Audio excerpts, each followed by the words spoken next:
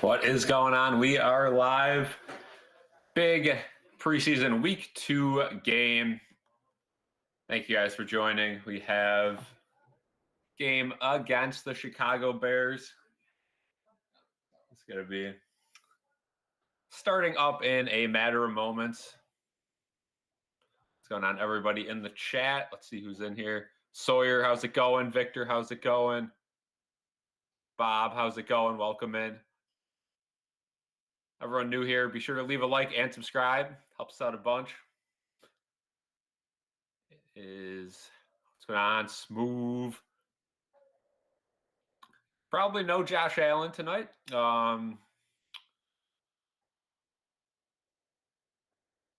Let me know right now what you guys think of this scoreboard we have now compared to the one we had last week. Do you guys like the wider scoreboard? Or do you guys like the older scoreboard? Also, we have new setup, so let me know how the audio is. Hopefully it's not too laggy, of course, trying it out.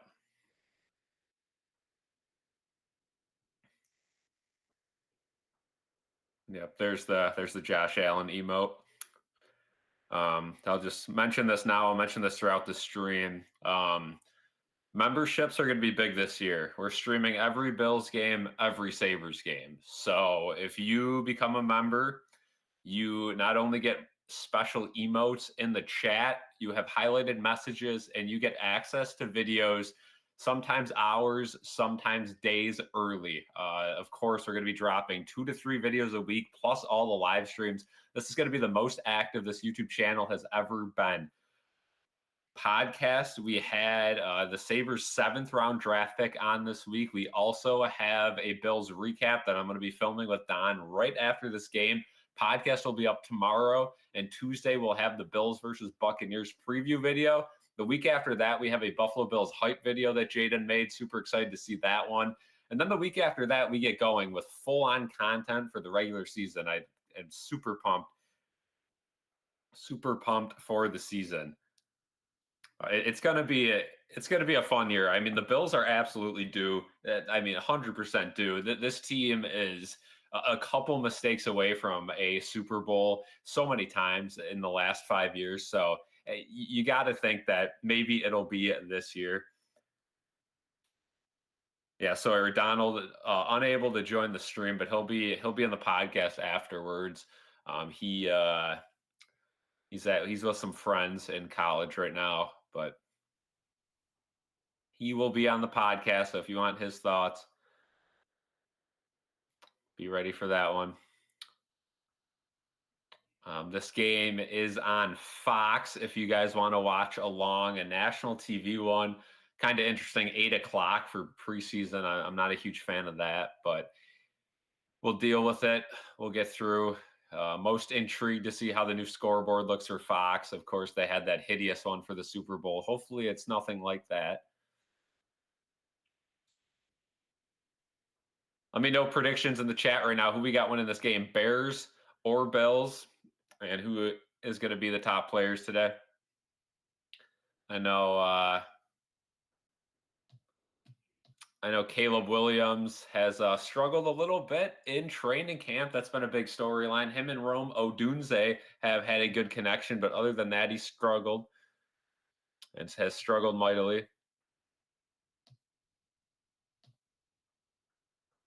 But we are a matter of moments away from kickoff. Again, no pre-show for these preseason games, so it is quick to go. Sawyer just lost heartbreaking game against Toledo in College Football 26. Your quest for a MAC championship. Sawyer, how is College Football 26? I decided not to get it this year. I'm thinking of every other year maybe. So let me know how that game is. Victor says his mom, who's in her 90s, wants to see the Lombardi. I always bring that up. I mean, every year I bring up, especially with the Sabres, who just always struggle. But like And I always think of the people who are a little bit older than me when the Bills or the Sabres just fall short. And it's been the Bills the last couple seasons, but I mean, they got to get one. They got to get one. Absolutely have to get one. Hopefully it happens soon. But thank you guys for joining. We are a matter of moments away. If you guys are new here, be sure to leave a like and be sure to use that chat box. Again, any questions you guys got about this game, who's playing, who's not, who I think is going to win a position battle, ask away in the chat, and be sure to subscribe. We are 10 subscribers away from 3K. I'm hoping to get that tonight. I don't know if that's feasible for a preseason game, but hopefully it is. If we could get 3K tonight, we could throw an absolute celebration. People are saying it's buggy. It's pretty buggy, but I've not experienced that. More realistic. EA play for $6 with a trial. Okay, not too bad. Not too bad. Season ticket holders back in the 60s. Whew. Yeah, that is a long time ago. And the Bills, a much different team than they were in the 60s. Football has certainly changed in that time span. So they have Julian Edelman doing the pre-show here on Fox. Again, some new media personalities on different networks. Looks like they're still doing their pregame festivities. Got people on the field waving the flag. The Bears running out right now. Bills have been on the field for a while, so we're just waiting for this thing to get going. Bills in their white jerseys and blue pants. The combo that really seems to be the Bills' kryptonite. The Bills have certainly not played the best in those uniform combos.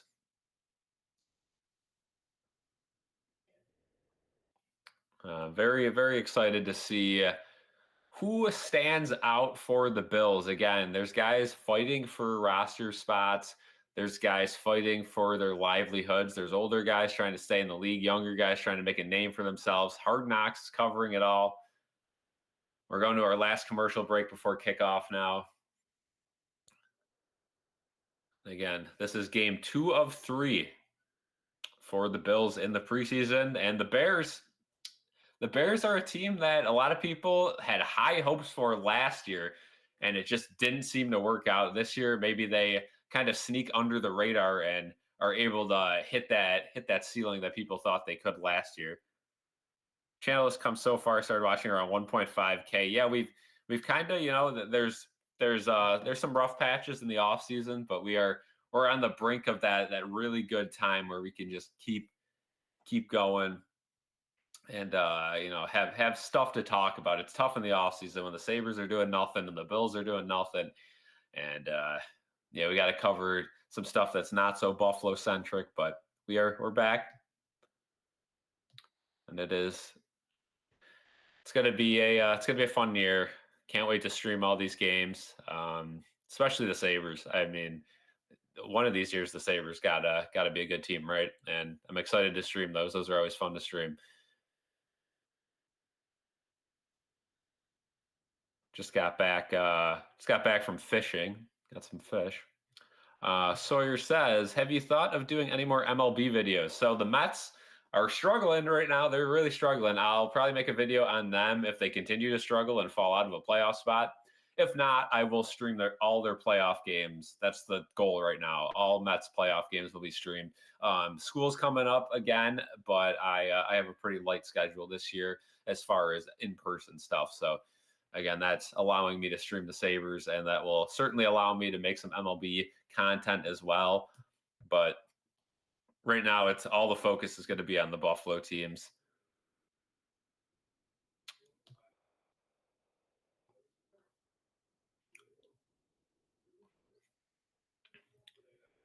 I will be right back. I'm gonna go put the Mets game on the TV next to me. That's actually a good idea. So I'll be right back.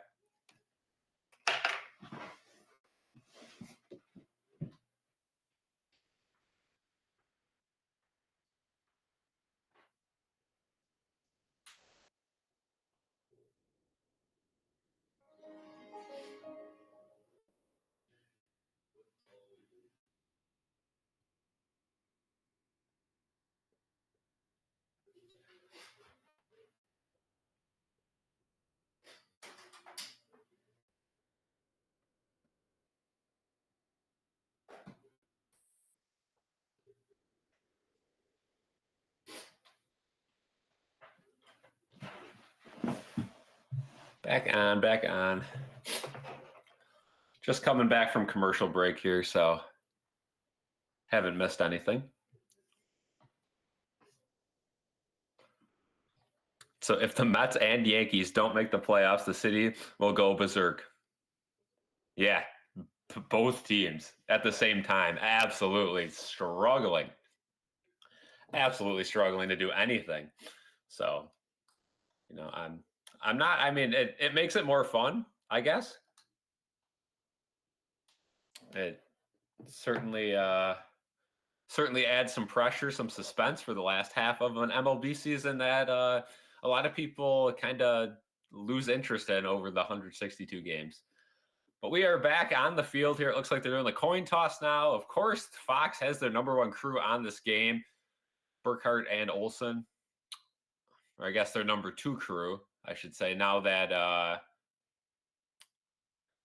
Tom Brady and Burkhardt are together, they have the second tier.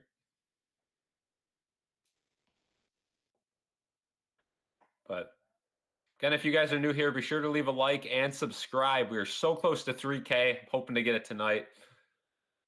Also, consider becoming a channel member before this game starts. Emotes. You get early access to games and videos. 7 people in here now. Again, preseason. I know there's a lot of people. There's probably going to be some Bears fans in here too. Welcome in. I was very high on the Bears last year, like a lot of people were. And now they have a new coach in Ben Johnson, and Ben Johnson seems to be a little different than Bears fans thought he was going to be. And I think fans across the league, right? Ben Johnson, kind of a lovable guy in Detroit, all of a sudden comes to Chicago, and he's been tough. He's been tough on Caleb Williams. He's been tough on that offense. He expects a lot, and he's making them learn a whole lot of plays before this season. The good thing with Ben Johnson, though, is he's switched his offensive scheme to fit the Bears, players, which you don't really see a lot. A lot of coaches come in and they make the players fit their system. Ben Johnson is open to anything, and I think it's going to work out for the Bears.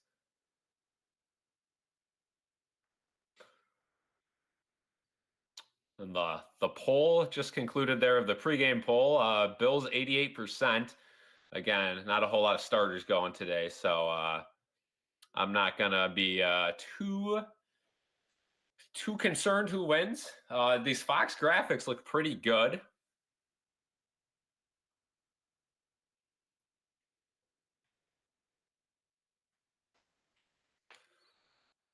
But we are getting ready to go here with kickoff. Let's see who's getting the ball first. It looks like the Bills will kick off to the Chicago Bears, so we'll see who is playing for each team. I think the Bears are going to play starters at least a drive.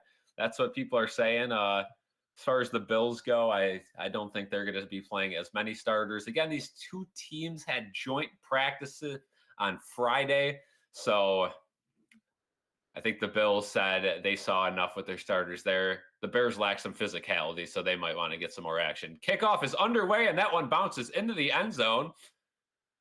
And he's going to try to return it. Interesting there, and he gets tackled around the 5-6 yard line.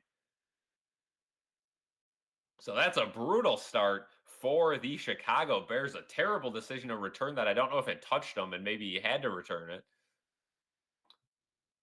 Scorebug looks a little better, but I don't like the no background. Yeah, the transparency isn't great, but it's certainly better than what they showed us last season in the Super Bowl. So I already see Landon Jackson out there for the Bills, so that means they are not playing a whole lot of starters on defense, but just kind of move in here so I can see the full screen here.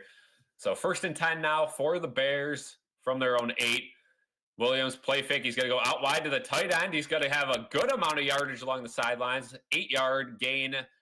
Codrington tackled, but Loveland there, the tight end, was able to get 8 or so yards.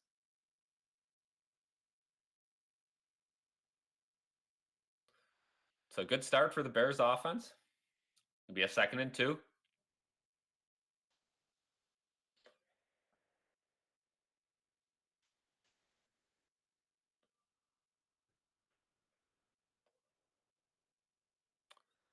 So the Mets just scored a run. You love to see it. 2nd and 2 for the Bears. 5 seconds on the play clock. There's the snap. He's going to throw it. Bills bring no pressure. Wide open, middle of the field. Caught and tackled. That's Cole Kmet down at the 45-yard line. Damar Hamlin on the coverage. So that's not a good look for Damar Hamlin whatsoever, but Cole Kmet, I believe the Notre Dame alum, just abused Joe Andreessen and Damar Hamlin in the zones there. And Cole Kmet looking good to start this game. Bears using their tight ends on both of the first 2 plays. So 1st and 10 from the 45, right around midfield. Caleb Williams takes it. He's going to go out wide. There's a nice catch along the outside. Tackle made by Dorian Williams.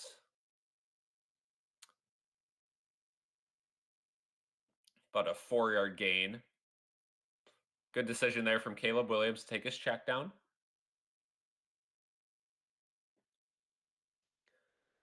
Let me know in the chat right now who you're rooting for in this game.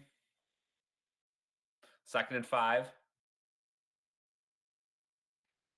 And again, the Bears have a lot of starters out here against the Bills secondary guys. First run play of the game. That one's going to go for about 6 yards, and that's going to be a first down for the Bears. But there is a flag, most likely a hold, to bring that back. Victor says, this drives me nuts. I know it's not all of our starters, but these big gains are insane. Yeah, Hockey League, the ref calls the hold, so that'll back the Bears up. That was on Dahlman, their center. Yeah, it's preseason. I really don't care if they win or lose, but it was a little annoying last week when they had the chance against the Giants and weren't able to get the job done. So now it is a 2nd and 15 for the Chicago Bears. So a good opportunity for this Bills defense to make a stand here. You get the penalty. Now you can kind of settle in, do some damage control on 2nd down, and then maybe get a 3rd down stop. 2nd and 15 now. Williams drops back, steps up. He's going to find a wide open tight end in the middle of the field. That's Loveland. Cole Bishop on the tackle. 1st down right around the 40-yard line of the Bills. So Bears offense making this look easy on this Bills secondary squad. They lost all 3 games last preseason. Doesn't really matter. Yeah, Sawyer, exactly. Again, you'd like to see some of these guys that are backups step up and, show you got good depth. But at the end of the day, it doesn't really matter, right? They're going to do a run play up the middle there. It's going to be a 4-yard gain. Hoyt and Codrington with the tackle. Keep in mind, no Tyler Bass, so both of the Davises will be the kickers tonight. The goal is for Tyler Bass to come back next week against the Buccaneers in Tampa Bay.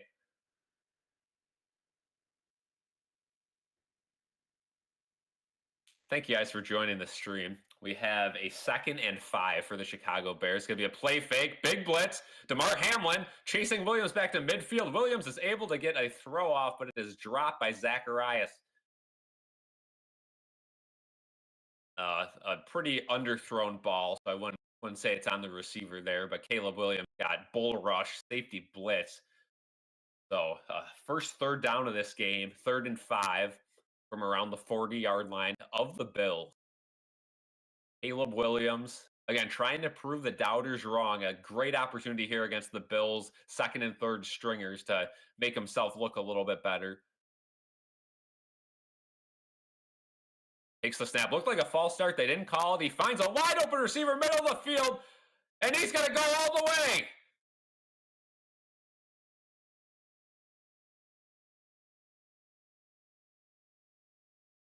Zacchaeus has done it. A great play, and the Chicago Bears made that drive look easy. Again, Joe Andreessen on the coverage. Let's see on this replay. Just got lost. Cole Bishop was in man, it seemed, and he was just nowhere to be seen. Joe Andreessen was not covering the right side of the field, and between those 2 mistakes and a missed tackle by Damar Hamlin, the Bears up 6-0, 7-0 pending this extra point. Which snap, hold, kick, up and good. 7-0 Bears.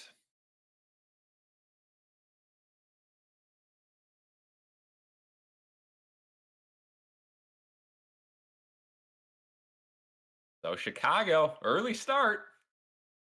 Oop, Fox graphic team, you better get on your game here. They still have it 0-0 going to the break. It's 7-0. We'll see what Mitch Trubisky or Mike White, whoever's getting the start for the Bills, can do on their first drive. Yeah, no Khalil Shakir tonight. We'll see who else decides to sit out this game, but this could be an ugly one until the Bears pull their starters. We knew coming into this one, an away game, national TV, the Bears are going to try to make a name for themselves, and the Bills probably weren't going to try all that hard to really do anything.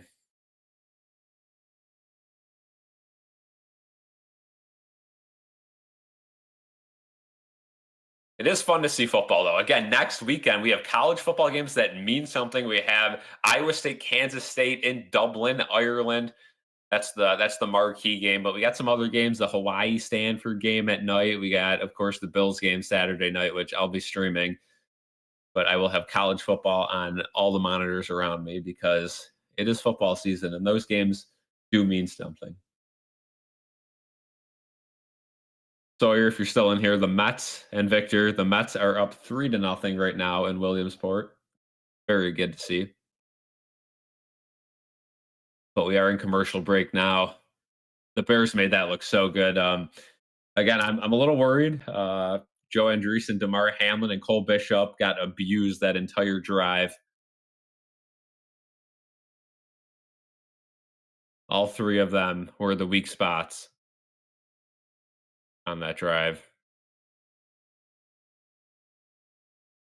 And we have a big battle for that second safety spot, maybe first safety spot. Again, Hancock we'll see a little bit of tonight probably, and then of course Cole Bishop, who really hasn't gotten enough reps to have the trust of Sean McDermott or Bobby Babich. He just keeps getting injured in training camp, and then Damar Hamlin and Taylor Rapp, who most likely will be your 1-2 going into the season.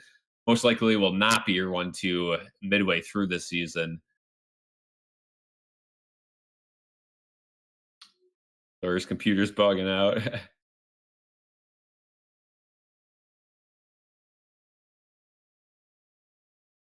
So Santos is going to kick it off to the Bills. Going to be returned by Laviska Shenault. He gets bumped at the 30. He's going to keep going and gets brought down at around the 35-yard line. So not a bad return there. We're up to 2991 subs, 9 away from 3K. Let's do it. 9 away from 3,000 subs. Let's get that goal tonight.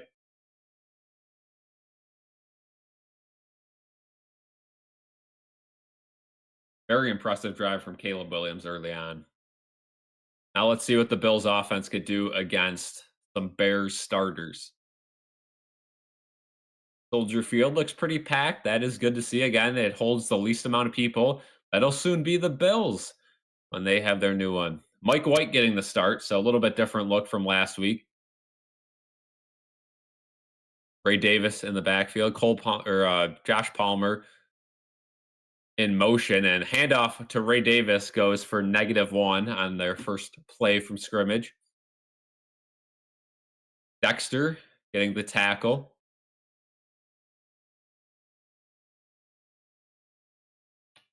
Key position to watch for the Bills is wide receiver. Guys like Elijah Moore, Tyrell Shavers trying to be the last 1 or 2 guys on this roster.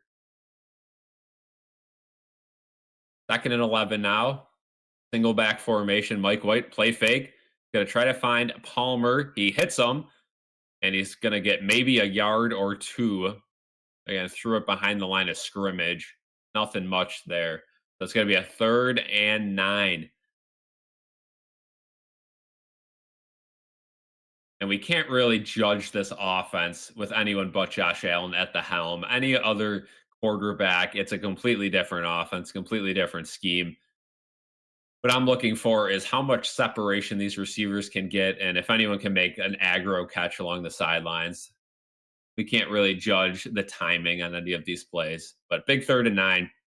And that's going to be a fall start all day.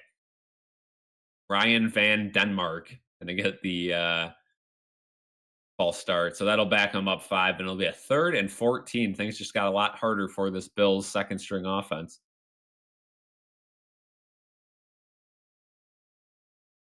Maybe now you try a screen. That was the talk of the week, I think, in the Bills media, the screen game. The Bills don't run a whole lot of screens, and their defense cannot stop screens.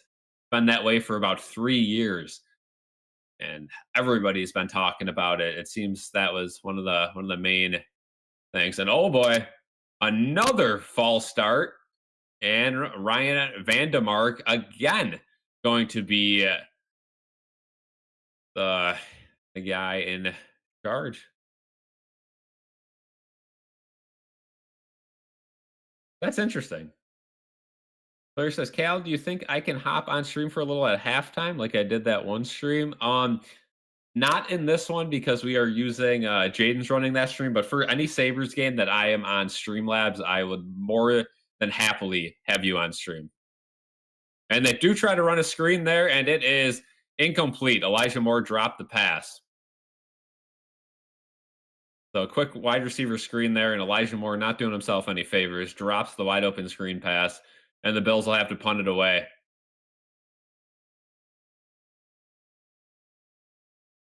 Bears looking good. Bears looking good. 4th and 19.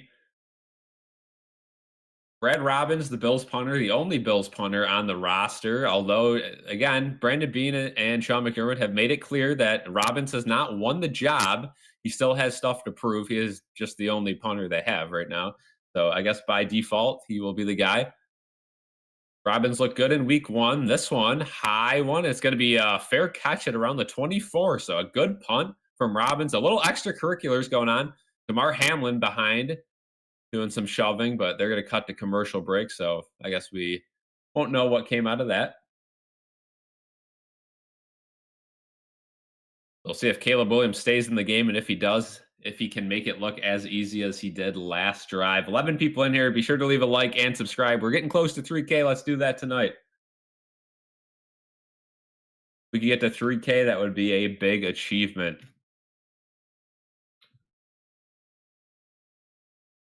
And a weird time for a game. 8 o'clock on a Sunday night. It wouldn't have been my first pick. Especially that I got to finish the podcast tonight and review the game. But it's okay. It is okay.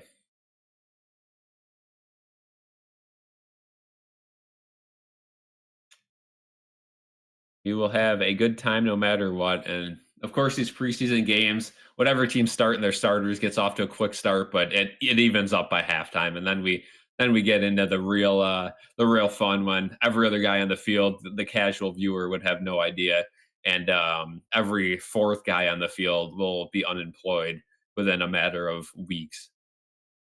That's what preseason is really about.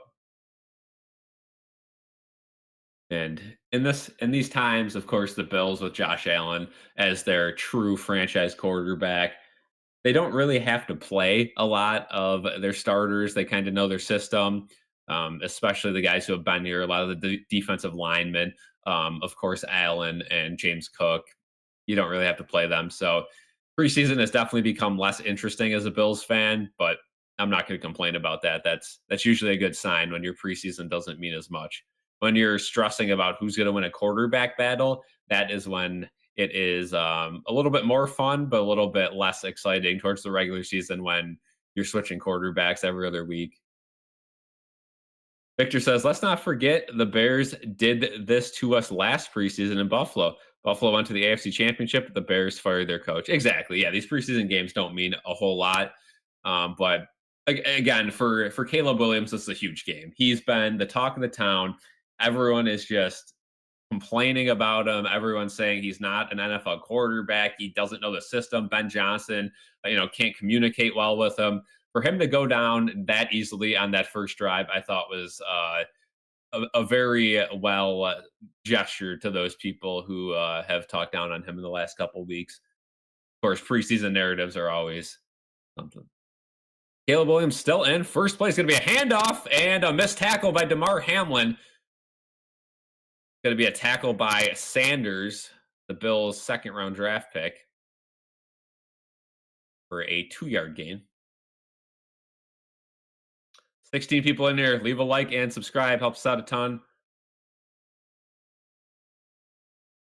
We are going to have a 2nd and 8 for the Bears. Caleb Williams, come on, let him sling the ball. I want to see what Caleb's got in preseason. Odunze down low. That's the guy to watch. Looked like a false start that didn't call. It's going to be a run, a nice hole created, but good job by the Bills defensive line to recover. Only going to be a 3-yard gain for Hankins, and we have a 3rd and 5 coming up for the Bears offense. Big opportunity for this Bills defense to kind of throw away that last drive. If they could have a 3 and out here, that would go a long way in the momentum of this game. Of course, Joe Andreessen playing starting linebacker alongside Dorian Williams. Sean Dolak, the UB grad, is really having a good time with the Rams. They already gave him the green sticker. He's in control of that defense. Bills send blitz on 3rd down. That's going to leave a wide receiver wide open. That's going to be Moore. And he's out of bounds with about a 10-yard gain. So it's going to be a 1st down for the Bears. Codrington on the coverage. But of course, when you send an all-out blitz like that, it doesn't hit in the first couple seconds. Somebody's going to be open. Yeah, DJ Moore and Codrington. Yeah. And Codrington, more of a returner, but he's getting some reps in his natural position, I guess, of cornerback out wide. 1st and 10. Caleb Williams, plenty of time. Goes down to his check down, and that one was severely underthrown. DeMar Hamlin on the coverage. That could have been a hospital pass. So I'd say that's Caleb Williams' first bad decision of the game. And it's not necessarily the wrong decision, just a poor execution. He had him open, but waited a little bit too long to throw it. And by the time he did, it was underthrown. And that actually got Hankins injured there. He's limping off to the sideline, so might have actually been a hospital pass. What's going on, M Camp? I'll read your comment after this play. 2nd and 10. Play fake. He's going to be throwing it. It's going to be a screen, but well covered by the Bills defense. And Caleb Williams has to spike it. There it is. There is the screen defense we've been waiting for. Camp says, let's go Buffalo. Preseason is essentially meaningless. I like seeing some of the new guys, but these games are no projection for the future. Exactly. Well said. These games, again, don't mean a whole lot, but it is nice to see the rookies. It's nice to see the undrafted guys. And it's nice to see some of those guys who we thought were going to be, locks on the roster who have slipped. They got to make a name for themselves here in these final 2 games. Only 3 games now in the NFL. No longer that 4-game preseason. Less time for these guys. Oh, and we got an offsides on the Bills. That's going to be Javon Solomon, a guy who has high expectations this year. Somebody who Bills fans have hyped up the last year, last 2 years, I guess you could say. A whole lot of penalties on the Bills to start this game. So it'll still be 3rd down, but Solomon mad at himself. Hey, Sawyer, good stuff, good stuff. 3rd and 5.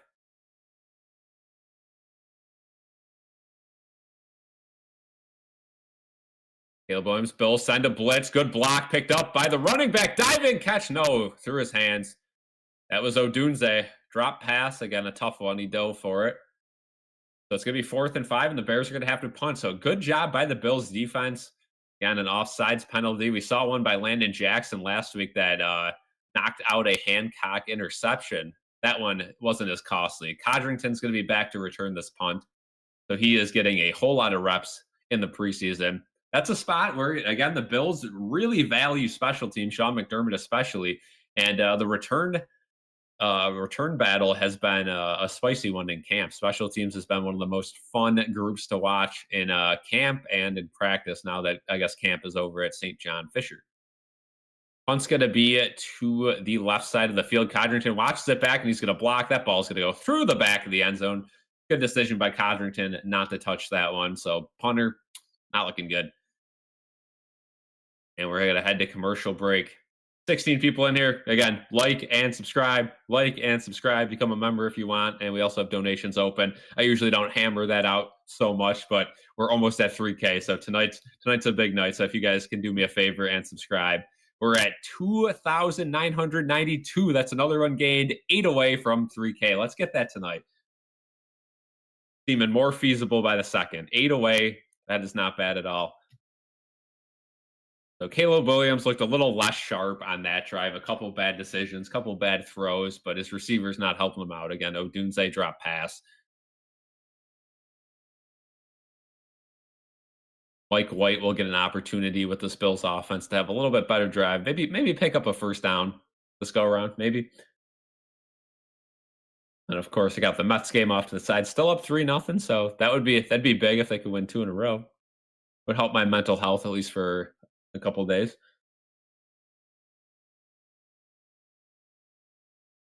Again, perks of becoming a member: you get videos, live stream, emotes. You get videos early, you get podcasts early, and then you also get a chance, a better chance to interact with us. Chance on videos if you guys want to hop in, like Sawyer was saying. Anytime he wants to hop on a stream where I'm doing it myself, I can easily pop him in here.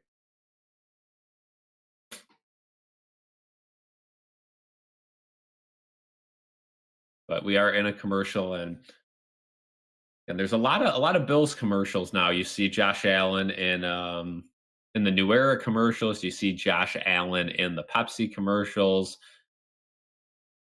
So he's become certainly a prominent face in these commercial breaks, and not just in the Bills market, but in the national TV market as well.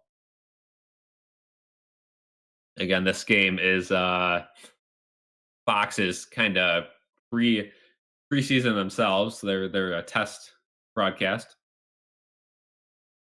And yeah, looking at this stadium, it is packed. So good to see in Chicago. It's a big week in Chicago. They got Cubs games, they got the air show going on there. Whole lot of stuff going on in Chicago.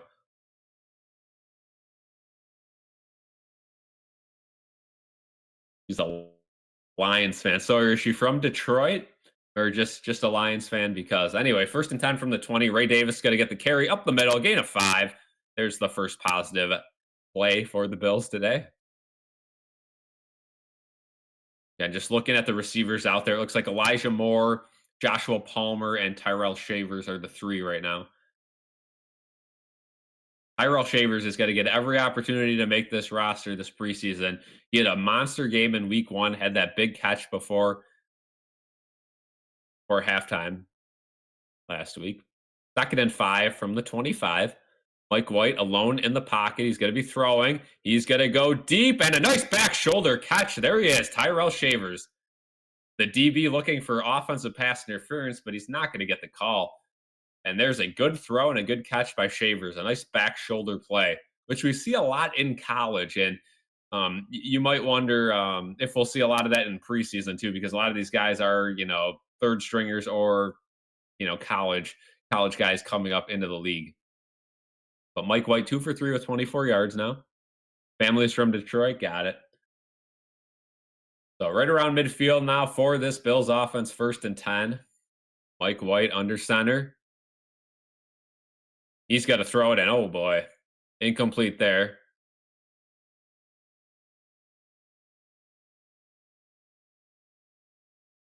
Had the tight end open on the right side, but wasn't looking.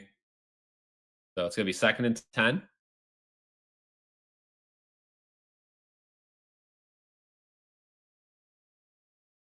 Did I watch Nolan McLean pitch yesterday? I was at work, but I was keeping up with it, and I saw the highlights. That kid, if he keeps pitching like that, I mean, getting excited. It's like watching Prime DeGrom or young DeGrom turn into Prime DeGrom. 2nd and 10. Nice catch there by Elijah Moore. It's going to be about a 5-yard pickup.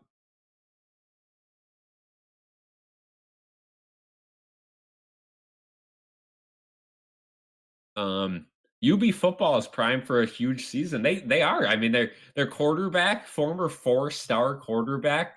I'm excited to watch some MAC football, some UB football. Also excited to watch my Notre Dame Fighting Irish try to go back to the championship.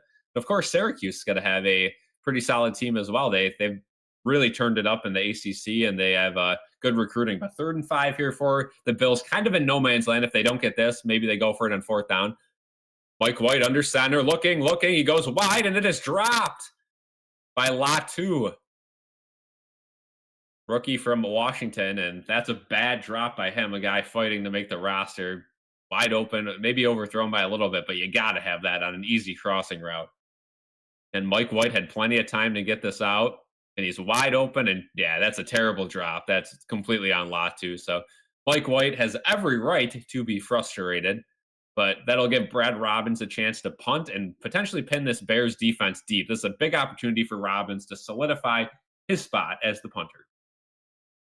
Gets the snap. Punt has some good hang time, and there's going to be a fair catch at around the 15. So not the greatest punt, but at least it wasn't a touchback.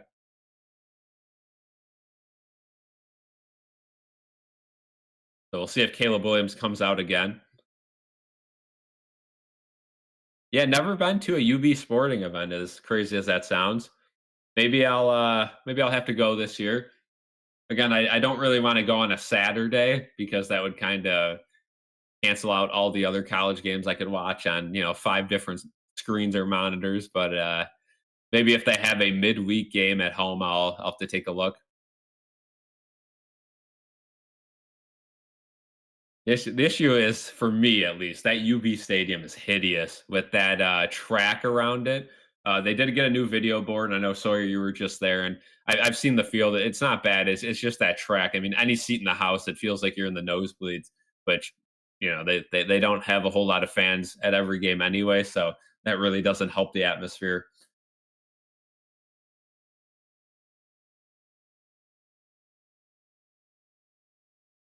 But hopefully UB has a good season. A lot of people are projecting them to finish, top 3 in the MAC, but not really first, like 2nd or 3rd, potentially 4th. Of course, all you got to do is finish in the top 4, and you make the semifinals for the MAC championship. So that'll be the goal, top 4.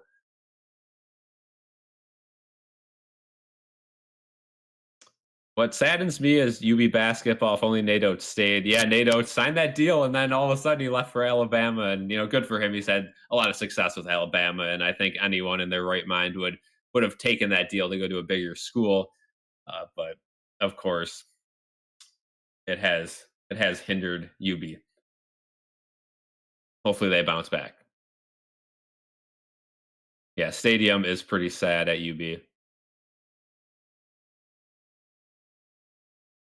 Yeah, Canisius got a nice little facility over there. Again, no football team, but I've been in Canisius multiple times.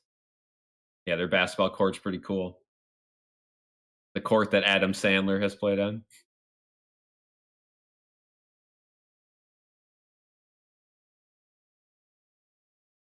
Or top 2. Yeah, that's what I mean. My bad. Top in each division, I mean to say. But Bills back on defense as we return from commercial break.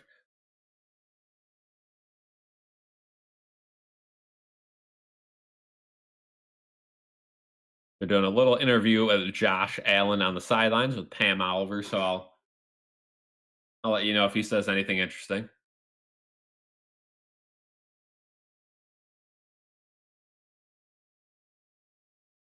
He said he wants to be the best quarterback he could be at all times. All right, so no more Caleb Williams. First play of this drive is a run out wide. It's going to be about a 6-yard gain.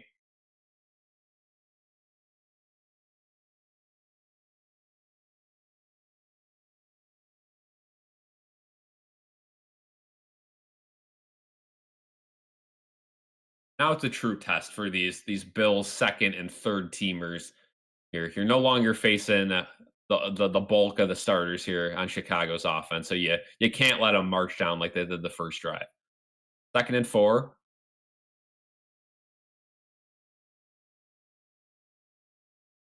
And getting a good view of the score bug here. I don't mind it. That's going to be a run up the middle. That's going to be about a 10-yard gain. Crosses the 30 and tackled finally by Damar Hamlin. First down for the Chicago Bears. We got around 3:40 to go in the first. Let me know, guys, in the chat. What do you like better, last week's score bug or this week's score bug? We got to make a decision on this within the matter of 2 weeks. This one fills up a little bit more of the screen. The other one was a little bit slimmer of a design. So again, perks with both. Another run play for the Bears. That one isn't going to go as far, but it still falls forward for probably 5 yards. Tackled by Sanders.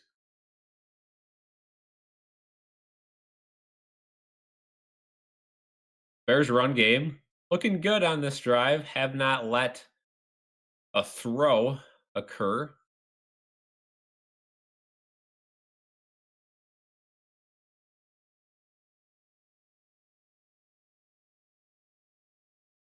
Second and 5.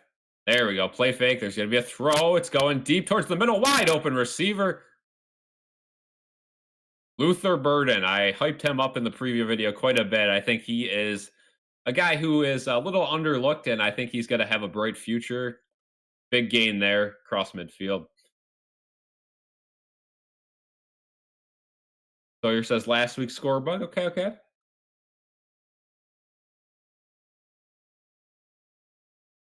Good to know. Maybe we'll even throw a third one in next week, and we'll let people pick. We'll have a little channel poll. First and 10 now across midfield. Big blitz. Looking deep, and it's going to be underthrown. That's got to be incomplete, right? They're going to say it's caught at around the first down mark. The Bills send a heavy blitz. It does not work out.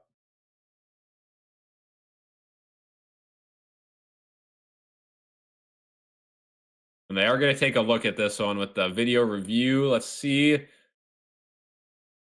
And definitely incomplete there. So, oh, they're going to say virtual measurement. I would like them to look if that was a completed pass because that didn't look.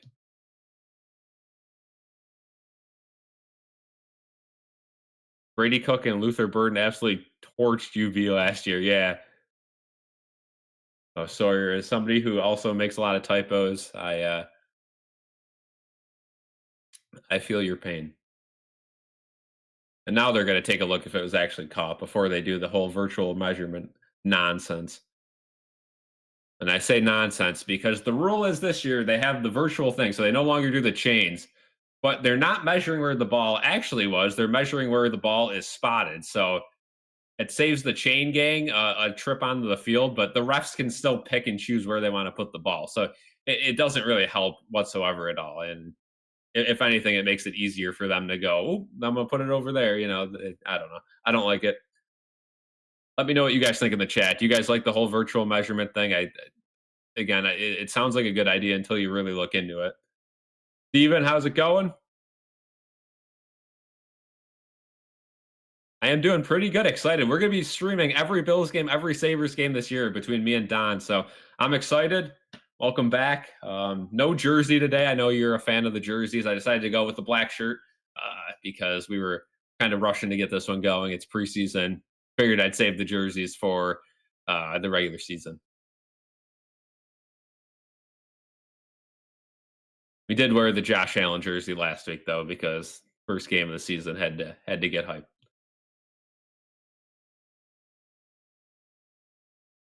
Yeah, look at that. I read your mind. I knew it. Knew the jersey question was coming. But yeah, we'll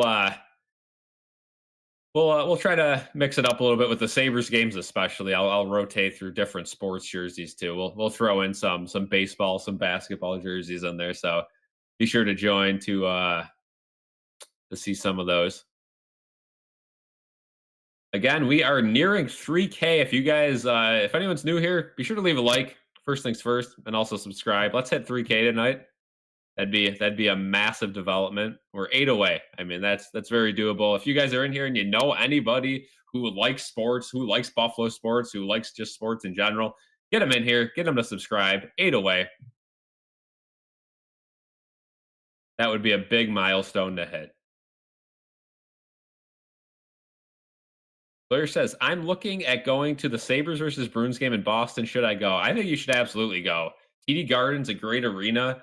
The Bruins are probably going to be a weaker team this year, which sounds crazy to say. It hasn't been that way in a while, but that's the case. So I would go. I think the Sabres have a good chance to win. Are you planning on finding any Sabres jerseys? How many are you up to with Sabres jerseys? I think I'm up to 5 or 6, maybe six or seven if you count. Yeah, I'd probably say around 5 to 7. I can't think off the top of my head, and we're always looking for jerseys. I'll probably place an order. So they came back from commercial break. Hear me out here. We're gonna have to follow through step by step. They said it was 1 foot and 3 inches short of the yard to gain. Now, after all that, they are finally reviewing if it was a catch or not. Mike Pereira, the rules analyst, has come onto the screen, and he is looking pretty old. Again, he is getting older, but noticeably older from the last time I've seen him last season. Never been to a sporting event in Boston. I went to the Bills Patriots game, the last game of the season last year. Pretty fun.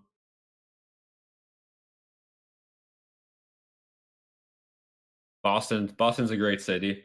I know we're rivals with them in several sports, but it was a fun city. It was a fun time, and Patriots fans were, of course, rooting for them to lose to get that number one overall pick. And the Bills ended up uh, losing, which did not help them. And saw the Bills lose, but it was a beneficial loss. And Bruins fans are passionate too.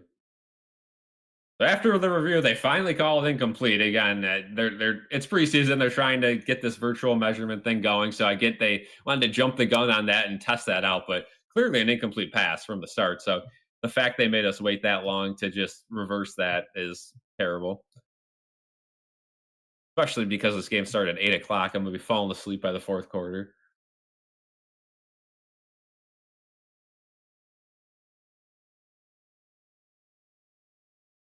Were the fans tolerable in Boston? Absolutely. Yeah, fans were great there. Of course, not a whole lot on the line. So it's not like it is a regular season game. It was almost like a preseason game, even though it wasn't. Older you get, worse your eyes get. Yeah. All right, 2nd and 10. Finally, now it's going to be a handoff up the middle. Great tackle there. That's going to be Hancock. Again, a guy fighting for a starting position all of a sudden on this Bills defense, and he looked great in week 1 of the preseason. So far, so good here in week 2. Great tackle, good read.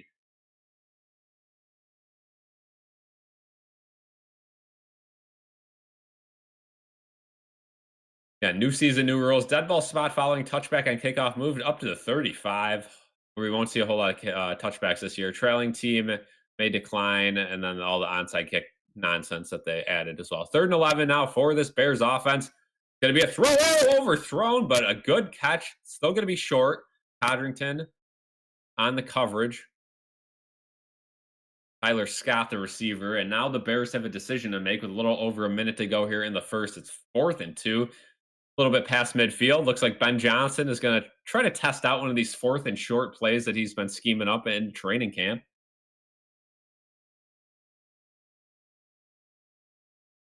Yeah, Victor, I saw that. Lindor, what are we doing? 4th and 2 for the Bears. Going to be at the 34-yard line. Bill showing blitz.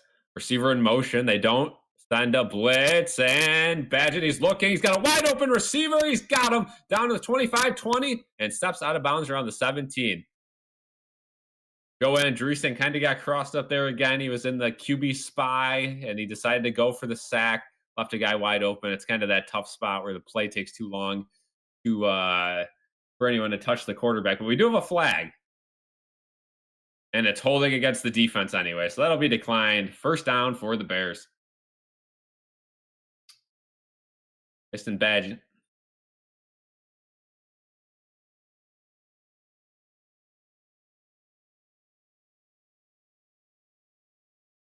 Watch this again. Yeah, Andreessen having a really rough game so far. 1st and 10, single back formation. Let's see if they stick with the handoffs. They do. And that's going to be a monster hole to the 9-yard line. It's going to be 2nd and 2. Jackson on the tackle, and he looked fired up again, sporting a new number this year. And that'll be the end of the first. Bears are lurking, going to make this a 2-possession game, potentially a 2-touchdown game. We'll see what happens as we return from break and start the second quarter, but that'll be the end of the first. And these Fox graphics are growing on me as the night goes on. Definitely better than the Super Bowl ones. And again, I got the Mets game off. If you see me looking over to this side, I'm watching the Mets game.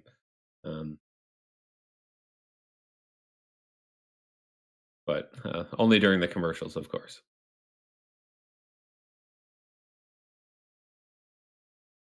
Victor says, so this may be a broad question, but what should be this defensive's goal tonight to encourage the fans?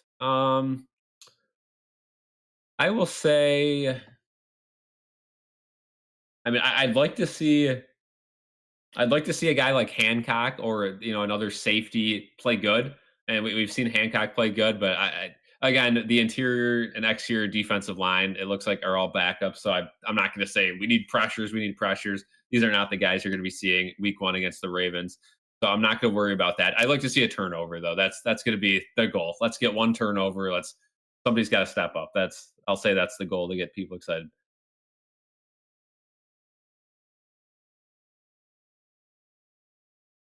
Yeah, Sawyer says the Reds making the playoffs over the Mets would be a fun story. It sure would. The Reds are like the Sabres, always mediocre. Yeah, the Reds, a whole lot of history with that team, but recently it's been Joey Votto, and that's about it. So yeah, be cool to see them get in, but of course not at the expense of my Mets. Play Holmes straddling the line of blowing this game right now in the 4th. And thank you guys for joining. We got 10 people in here and been fluctuating around, which is good to see for a preseason game. Of course, a lot of people are used to the Sabres live streams, but the Bills live streams are going to be something we got to build up. Up to 9 likes. Let's get that number up. If you guys are new here, be sure to like the stream. Also, subscribers. Still 8 away from 3K. Let's get that number. We are back from commercial break. Yeah, Clay Holmes. Definitely more of a reliever than anything. Bears are in a really good spot right now to go up by 2 possessions, driving on this Bills defensive unit.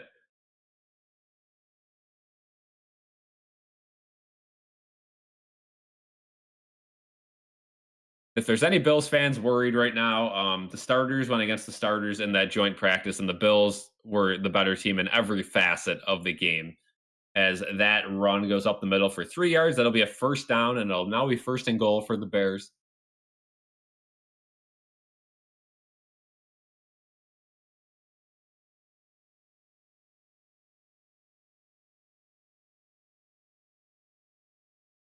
First and goal, 6-yard line. Bagent has looked good. 4th down conversion. A single back formation. It's going to be a run up the middle. There is a hole there, and he's going to barrel his way all the way down to about the 1. Not going to be in, but going to be certainly within striking distance on 2nd and goal.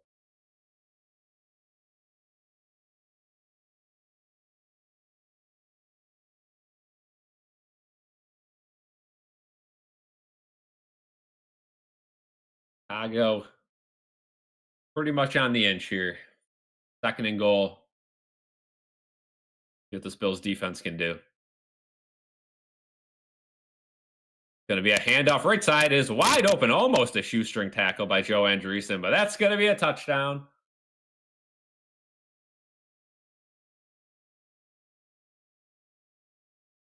The Bears up 13-0.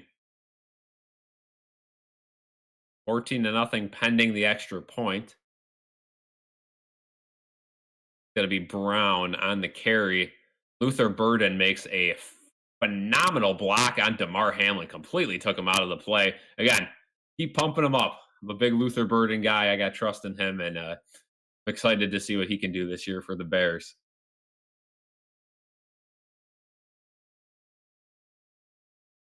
Extra point up and good. 14-0. Chicago Bears. Bear down. Chicago Bears. Sing along in the chat if you know the lyrics.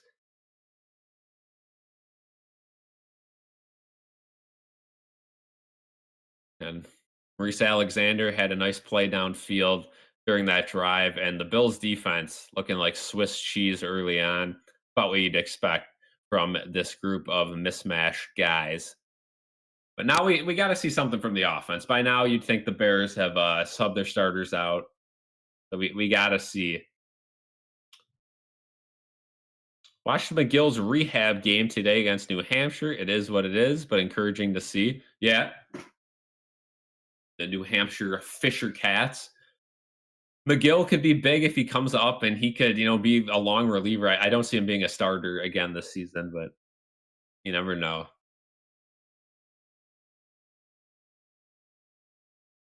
We are at commercial. 10 likes now. That's a good goal to have.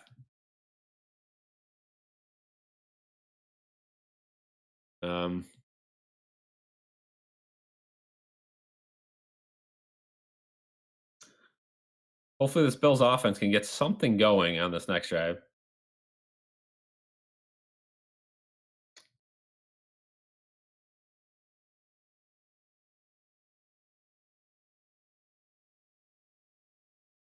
So we are, I don't think any of us are going to be impressed by this Bills offense so far. Can't wait to see a little bit of that Frank Gore Jr. action. He looked pretty solid last week and has looked good in every game he suited up for with the Bills in the preseason in his short career. McGill needs to focus on becoming a reliever. Yeah, exactly. He's a poor man's Clay Holmes. Basically the same player. Can't find the strike zone at times, pitches way too many pitches per inning, and can't go deep into games. 12 people in here again. Keep leaving likes. Let's get that number up.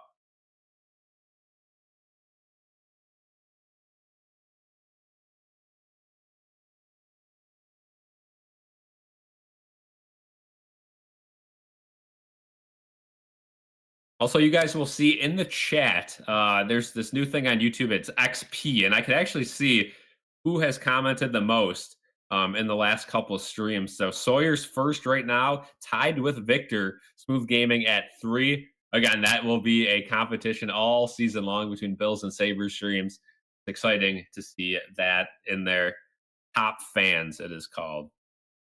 Members also get pushed to the front of that as well. Your messages mean more.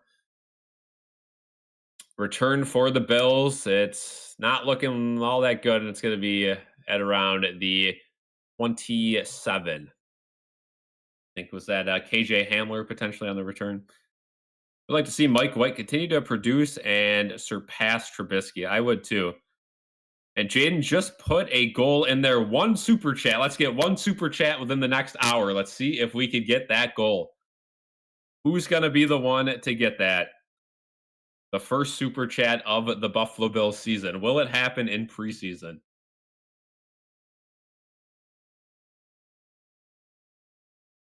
First and 10 from the 27. Mike White fakes it to Ray Davis, and he's going to throw it. Oh, and that got batted at the line of scrimmage. It was going to be a play to Elijah Moore, who had a little bit of separation. Could have been around a 10-yard pass. Unfortunately, that's not going to be the case. It'll be 2nd and 10. Who's going to hit that super chat goal? Who is going to get us to 3K subs? That is the question of the night for the stream. 2nd and 10 for the Bills. Guessing Mike White gets the full first half. And guessing that Trubisky gets most of the second. It's going to be Ray Davis up the middle for a gain of about 1. So Ray Davis has, again, offensive line is the main reason why this is the case. But Ray Davis has not really had any good plays so far this preseason. And there it is. Victor hits the donation goal. $5. All you guys got to do is about 10 cents hitting that goal. But Victor with $5. Spam Victor in the chat. Let's freaking go. Thank you, Victor, for the super chat again. Much appreciated. Means a lot that you guys are even in here watching along with me. So thank you guys.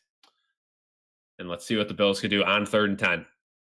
Mike White, he's got time to throw, steps up in the pocket, and he takes the sack. Billings is going to get a sack. I think he had a tackle for loss last week as well. He's doing a little bit of a dance, and the Bills will have to punt it away.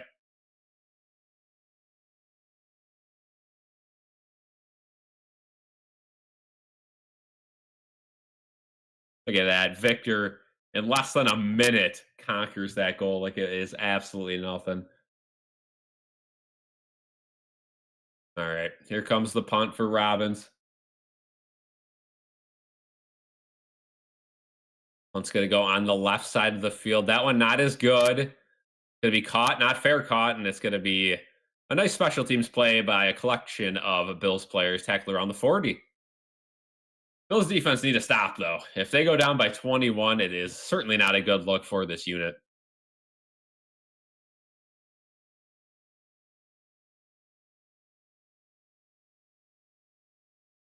Steven, I got the Skinner Gold one, Paterka Royal Blue. Sad that both those guys are no longer on the team. Got Thompson and Darlene in the goat head. Got a Tyler Myers script Buffalo jersey. JJ Paterka Germany jersey, if you want to count that as a Sabres jersey. Eichel Navy blue jersey. On 1st and 10, Badgett is going to throw towards the sideline, overthrown, had a open corner route. There is a flag, though. See if that's something downfield.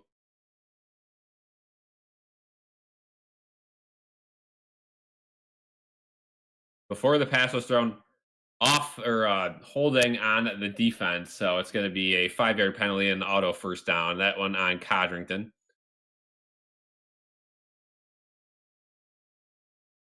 Sawyer, welcome back. Welcome back. Oh, Matt's starting to get some hits on the other screen.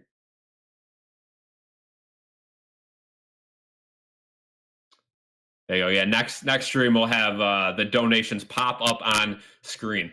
Fake pitch. That was a good play. It's going to be a wide open gain there. 10 yards, 15 yards, all the way down to the 30 to the 25 and tackled around the 20. This Bears offense continues to move the ball. That would be Scott who got open on that great play fake, a fake pitch to the right and a rollout.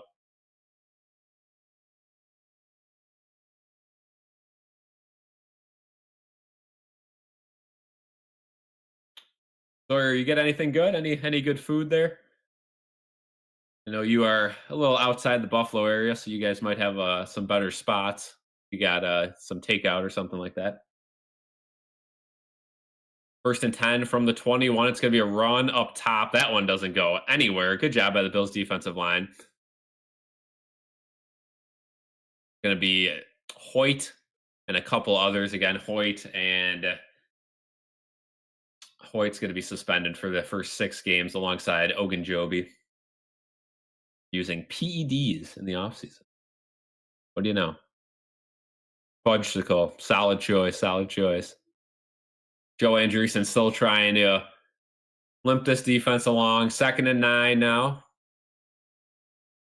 Bill showing blitz, and they send an extra guy. It's going to be a run up the middle, about 3 yards to the right side, and there's going to be a tackle. 3rd down now. See if the Bears even think about a field goal here, if they just try to go for it on 4th, if they do get to 4th. And again, the way they've been moving the ball today, I wouldn't blame them if they tried.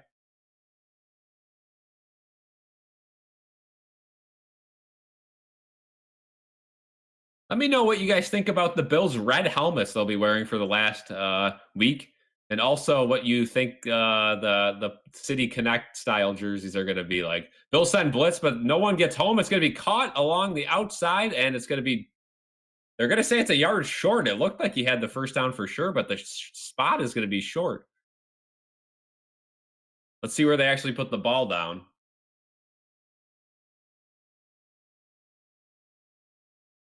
Victor just had the drumstick ice cream cone. That's for you guys to decide which one is better. That's certainly a 1st down, so that spot was a terrible spot, and I think they corrected it. Oh, that says 4th and 1. Now they're going to blow the whistle.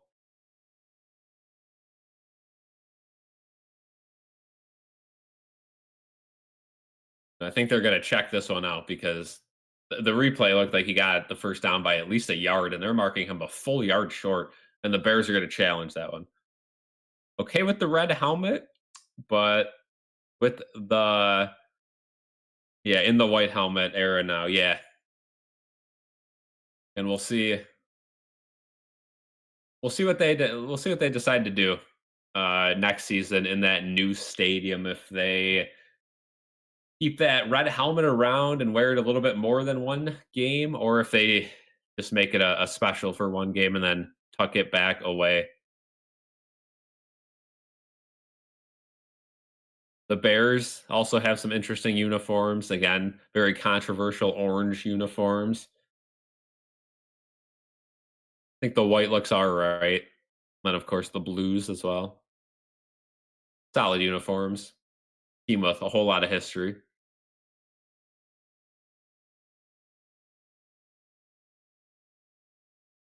Brandon Nimmo, bases loaded. Don't let us down.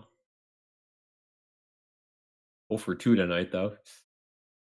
We had the commercial, and this should be the easiest challenge win of all time for Chicago. I don't think that was short, unless I'm missing something. Again, I got the laptop in front of me, so the bottom eighth of my screen is covered, so maybe I missed it, but certainly did not look short to me.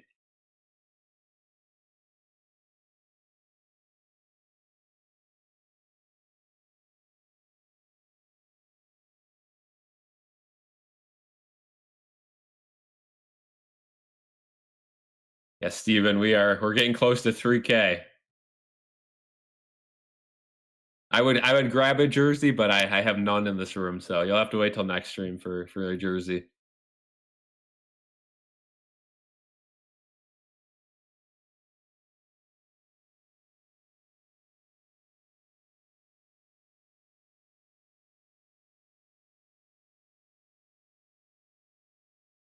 Yeah, Steven, a true OG, somebody who probably remembers the days of Nick and Don doing the skits on this channel. Victor says, I'd like to see a third helmet created that's totally different and never done before. Maybe silver helmets with the black numbers on it that symbolize the first season in Buffalo. That would be cool. Again, the Bills' colors used to be that blue and silver, right?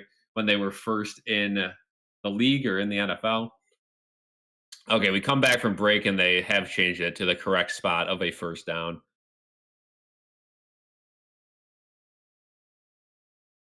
Oh yeah, behind the scenes videos, those are great.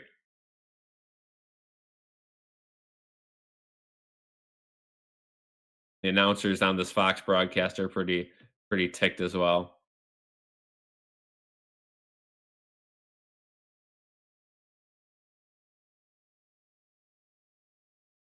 First and 10 from the 10.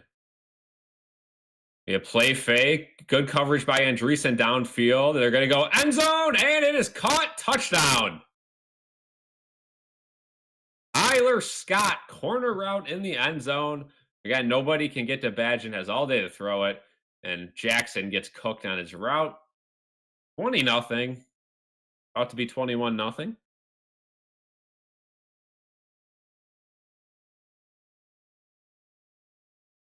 Come a long way, but a whole lot more goals to go, including getting 3K potentially tonight. Again, if you guys are new, subscribe. Get us to 3K. 8 away. Now 6 away. If that's ag, yep, 6 away. 6 subs away from 3K. Let's do it. Maybe we'll even hit it before halftime. Extra point. Snap, hold, kick right down the middle. Again, if you guys are in here and you are Chicago Bears fans, if you subscribe, we'll still have some content for you guys. We do weekly NFL picks, so it's not solely Buffalo sports here. Although we do stream every Buffalo sporting event, we also make videos on some other stuff once in a while, and including NFL picks and if anything crazy happens. But Hancock and Jackson were on the coverage there, and neither one of them did a good job covering Scott.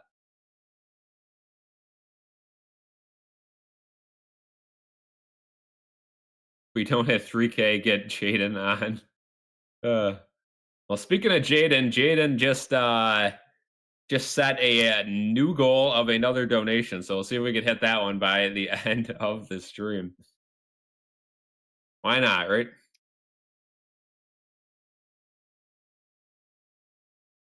Yeah, no jerseys in this room. It's the new room we got. We are moved upstairs out of the basement for the stream. So kickoff, it's gonna be LaVisca taking it back for the Bills. He gets around the outside. He's gonna go out of bounds around the 31. No flags though, so decent starting field position. There you go, Sawyer. There it is. Showing off that membership. A member for 8 months. 8 months in a row. Sawyer's been a member.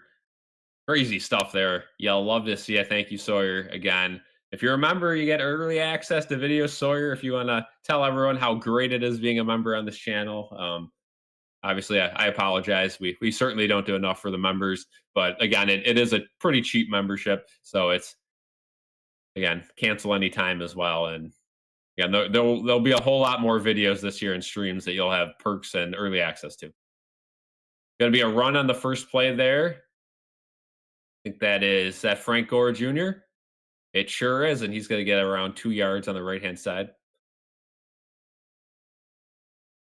Yeah, Sawyer is the GOAT. Whole lot of goats in this chat. A lot of long-time viewers. Yes, sir, Sawyer. 2nd and 8 for the Bills. You'd like to see some points on the board before halftime. I get these games mean pretty much nothing. Wilkinson on the field, a guy who certainly caught my eye in week 1 of preseason. Shaver's still out there as well. Gore's going to take that one up the middle for around 3, and we're going to have a 3rd and manageable.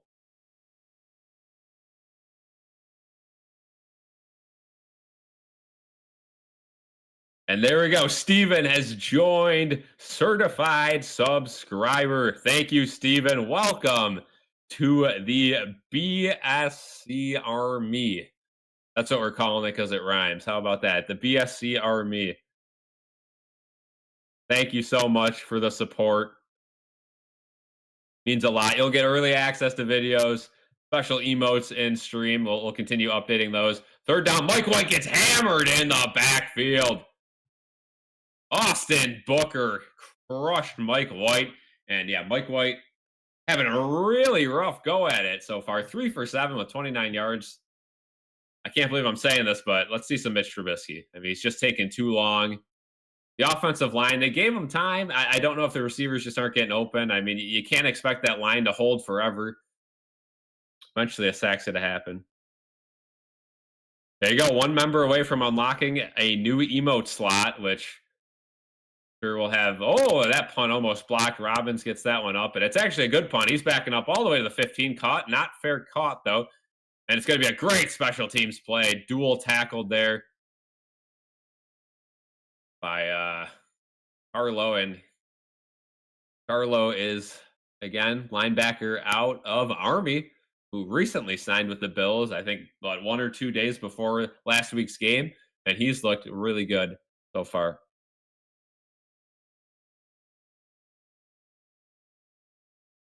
All right, Steven. Just for that, I'll go grab a jersey for halftime. Yeah, something about the Bears. They just got the Bills' backups numbers, huh? 1st and 10 from the 16.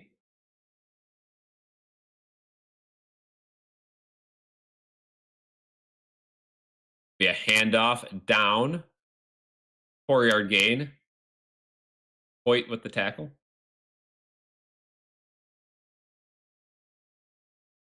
AI, how's it going?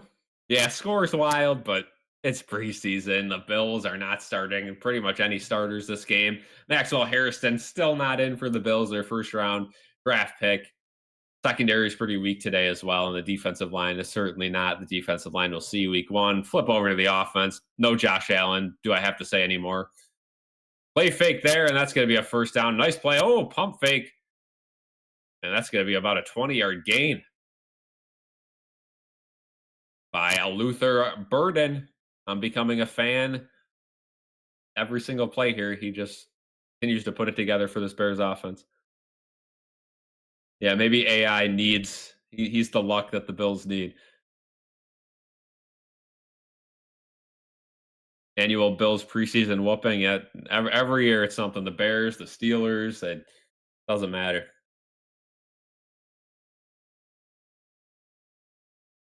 Yeah, Mike White certainly looks bad. Nice play fake there. A little bit of pressure, and that's going to be underthrown. Good play from the defense.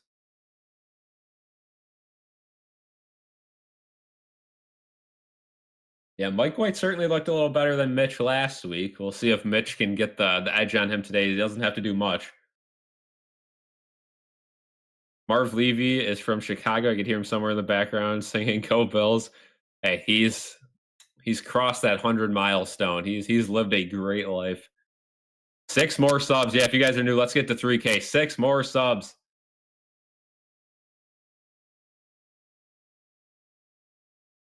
Another run to the right. It's going to be about 5 yards. So 3rd and 5 coming down. Do I plan on going to any Bills games this year? I don't think so. I think I'm going to try to stream all of them. The Sabres, on the other hand, I'll probably end up going to a couple, but with the Bills, maybe a playoff game. But regular season, unless one of the primetime games is just dirt cheap, like sometimes they are last minute, I don't think I'm going to go.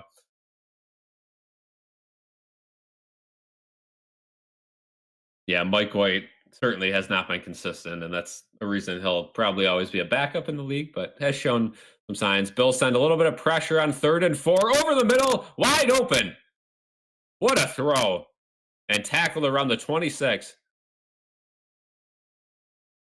That's going to be Torre on the catch. But Badger looking good, making throws in tight windows. Joe Andreessen almost got a finger on it, but wasn't able to on this replay. Oh, so close. And again, just the slightest underthrown, but a good catch by Torre. And the window he got it in was big. Dorian Williams got a hand up high on him after the throw, too, but no roughing the passer. Good to see. They're going to do a run on 1st down low. Couple shimmy moves, about a 3-yard gain, tackled by Codrington and company.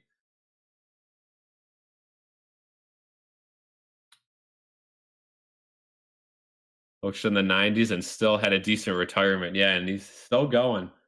Absolute legend in the Buffalo sports world. Yeah, it is good to see him see Bills football post drought, right? And that's something that, again, I'll tie the Sabres into it. You would have liked to see Rick Jeanneret retired or still announcing, see the Sabres turn it around, but unfortunately, he wasn't able to. Pitch up top, the right side. That's going to be a 1st down and a couple extra yards there as he runs out of bounds. Bills defense looking super weak.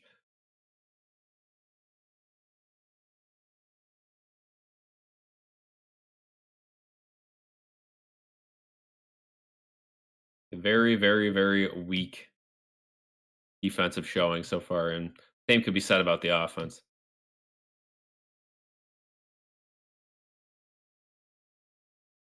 I'll definitely have to if Don's not watching right now, I won't. I'll spoil it here during the podcast. I'll have to do a fake rant, see his reaction. But that's gonna be another 1st down. Nice throw there to Boykin, and the Bears are gonna have a 1st and goal with 3:20 to go in the 1st half. About to go up 4 possessions. A little curler out there, and the Bills secondary just getting chopped up by the Bears. Divine family, how's it going? Ain't no way the Bears are winning. They're not only winning, they are putting a whooping on this Bills team. This is a good old fashioned blowout. 1st and goal, handoff bottom side. It's going to be a 3-yard gain. Logue, Bills D tackle, makes the tackle. Again, if you guys are new, like and subscribe. We're getting close to our goals here. Very, very close. 6 subs away from that milestone of 3K.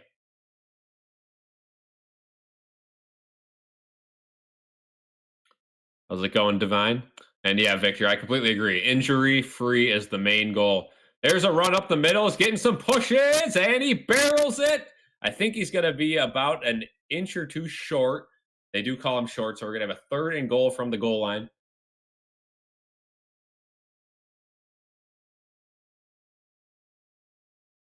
3rd and goal. Let's see if they run the old QB sneak or fullback dive, or they try there. Steven, I'll let you pick. Pick a jersey. I'll wear it from halftime on. Oh, that's going to be the 2-minute warning, so we go to the commercial break.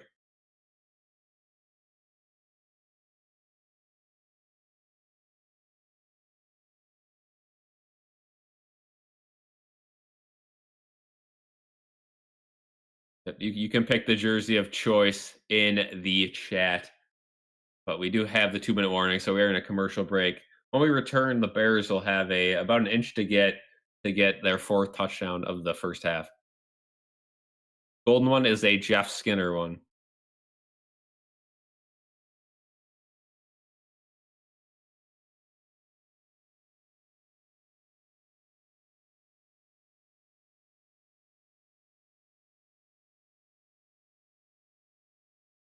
And getting our first look of the new NFL commercials that we'll be seeing about 500,000 times this year as we watch football.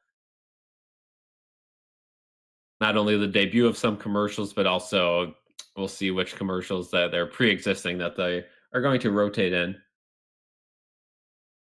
Again, as a Bills fan, we have a lot of primetime games, a majority of the games on CBS, so Fox not really going to give us too much information here on what we'll see during the commercial breaks. But we do have a couple of Fox games.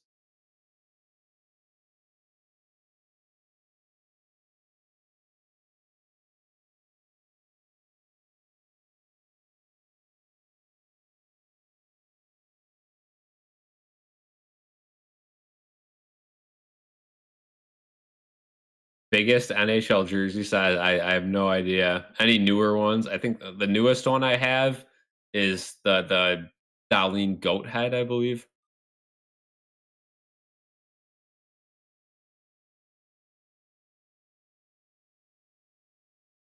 Still at commercial break here. Is Josh Allen playing in the game? Nope, Josh Allen did not play, which definitely explains the score here. Yeah, no Josh Allen this week, and I don't think Josh Allen is going to get many, if any, preseason reps. Next week against the Buccaneers, maybe they get him in there for a drive, but he did play during the joint practice on Friday and looked all right, had a pick or two, but also had some good plays. And the Bills bodied the Bears in the practice. Opposites happening in this game. 3rd and goal from the goal line. Handoff up the middle, and a great tackle there by Hancock. That's his 2nd tackle for loss on a run. So it's going to be, I think the Bills called the timeout here. Yeah, Bills do call a timeout to preserve the clock, and we're going to have a 4th and goal. We'll see if the Bears go forward or if they kick a field goal. Okay, I like that timeout emo from the Fox bug there.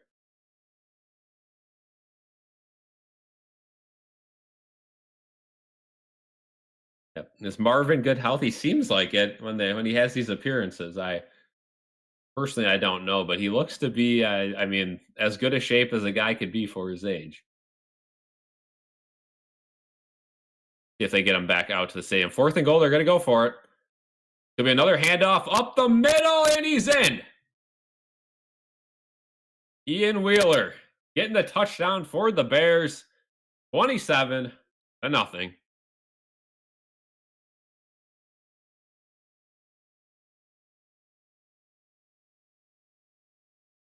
All right, Steven, you got to pick. I'll let you pick either one. Pick one for me. One with a patch? Okay, I got you. Yeah, 100 is definitely an accomplishment. Extra point from Santos. Up and good. 28-0 with 150 to go here in the 2nd quarter.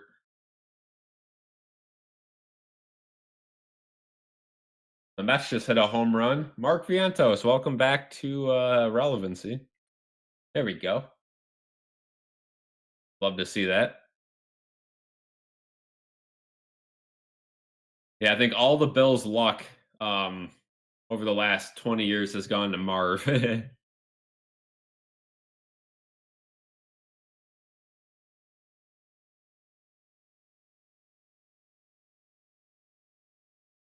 I do like the setup too. I got two bigger screens. I can watch multiple things at once, whatever I'm streaming, whatever I want to watch separately off to the side. If there's, you know, next Saturday, we're of course streaming the Bills game here against the Buccaneers, but college football's on. So I could have that on. Again, during NHL season, I could have a separate game that maybe means something to the Sabres on in the background. I could keep you guys updated on that. Definitely better than downstairs when I have to watch on a small monitor. Kickoff going to be returned by Chanel again. That one's around the 32, 33, and that's kind of where he's averaged all preseason. And the Bills will have one more drive in the first half. Let's see if they can get any points.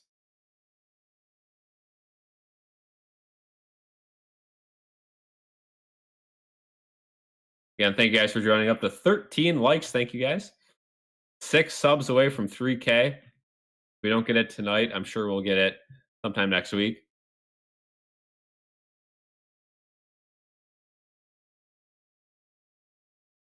Yeah, I mean, if she's, getting close to 100, that's a huge accomplishment, and you really gotta hope, and that is a massive accomplishment.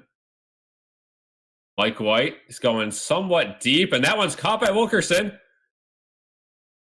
Wilkerson down at around the 40, 45-yard line, so that's a good play to start this drive. It looked like a duck out of the hand of Mike White, but back shoulder, and oh, that's not what we want to see. An injury there for the Bears.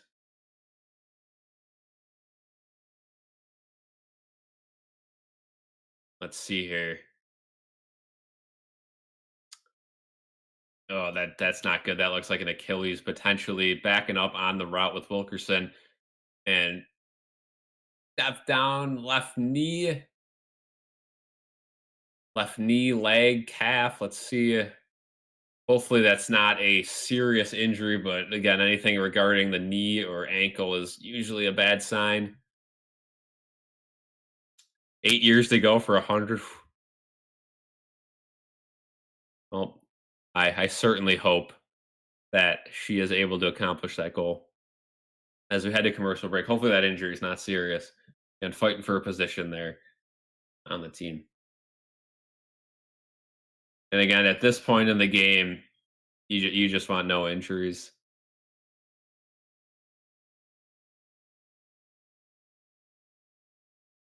Yep, the Bills have the ball, but there's a commercial break now for an injury.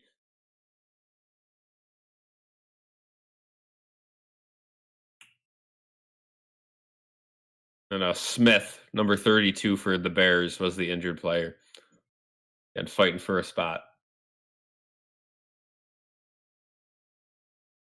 One of Sawyer's dad's friend's mom is 104. Whew. That is, yeah, that is insane. Insane. 17 people in here. Let's hit that sub goal right now. Let's do it. If you're new here, sub. Sure to hit that like button as well. We also have a dono goal open as well. Victor absolutely demolished the first one. So Jaden said, "You know what? We're gonna do another one. We're gonna pop one in there for round 2. Why not?"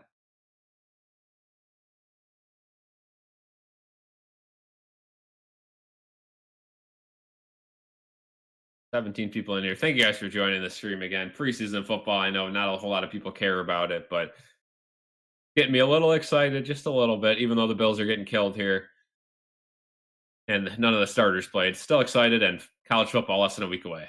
You gotta love this time of the year.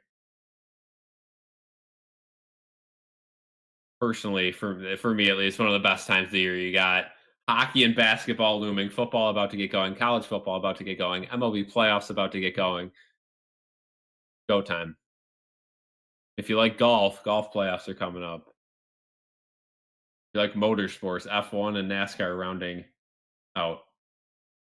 Lindor, it's a deep pop up to the wall, but it's gonna be dropped. Wow. Big air there. Victor, I could watch football anytime, any day. I completely agree. Any team as well. And oh, he's getting taken out on the cart. Oh, towel above the. Yeah, this looks like a serious injury. It looks like it's going to be potentially torn meniscus, ACL, something like that. Terrible. Of course, yeah, hate to see that.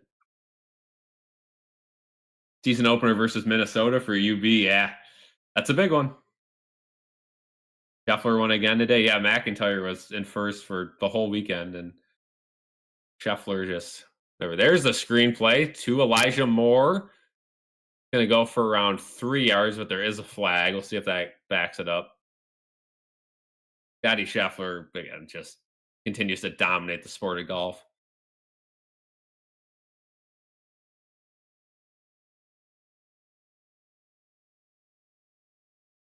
Give me a flag on Davidson.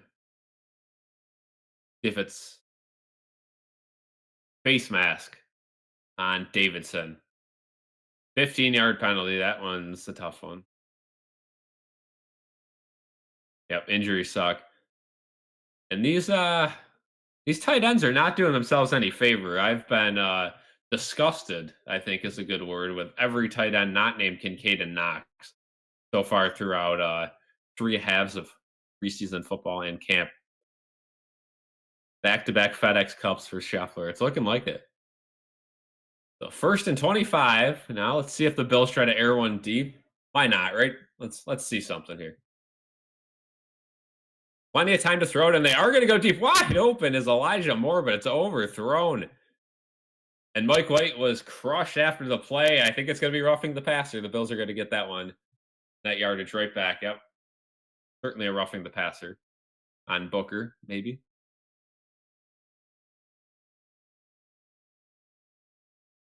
And there it is. Sawyer hits the dono goal. 2 dono goals. And there is roughing the passer there. Sawyer, thank you so much with the $1 donation. Spam Sawyer in the chat. Let's go. W Sawyer. W Sawyer, W Victor. Both absolutely crushing the dono goals. And Steven getting a membership. Again, Sawyer, I don't care if that says 10 cents. I don't care if that says $1,000. Everything means an equal amount. Thank you so much for the support, and thank you for being in here every stream. Mike White now on 1st down, looks over the middle, and he has a drop pass. Who was Elijah Moore? Elijah Moore really looking bad so far this game.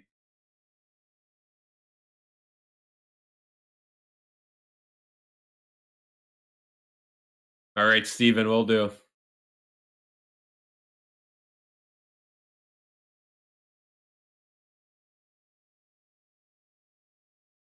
I'm going to have a good time making the preview video for next week's game tomorrow. Not much to really talk about from this one. All right, Sawyer, have a good one and good luck at soccer tryouts. Hopefully you make the team. White.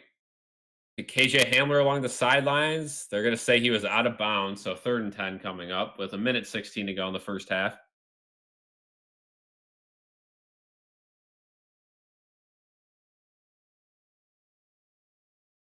Not having Quinton Morris as a tight end stinks. Silently was a valuable player. I completely agree. Completely agree, Victor. And he played a little earlier in the game with the Jags and Saints. Had a nice catch towards the end of the game in the middle of the field. 3rd and 10, empty backfield. Mike White. The Bears do not send an extra guy. Mike White's going deep. He's got Shavers, and he overthrows him. Probably would have been a touchdown. Another poor throw from Mike White. 4th and 10. Oof. Shavers shake and bake there. Got completely open, and Shavers not the fastest guy.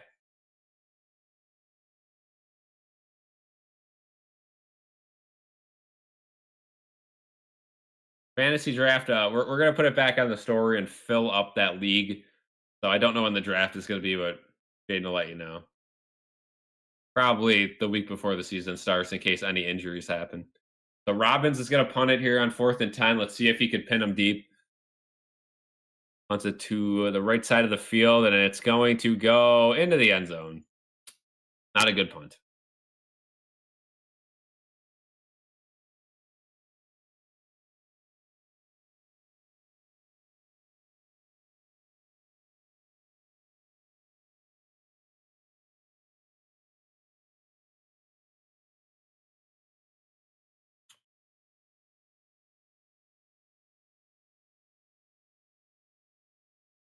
On to Jones.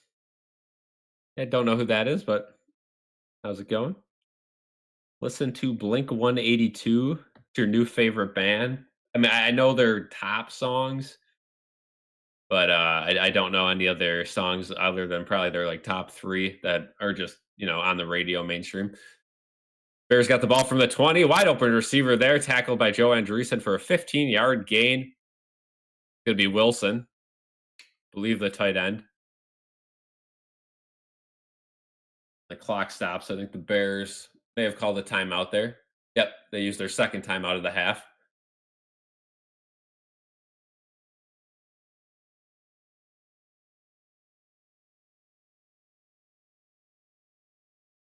Have a good one, Sawyer. Thanks for joining. And again, good luck at soccer tomorrow. Hopefully you make that team.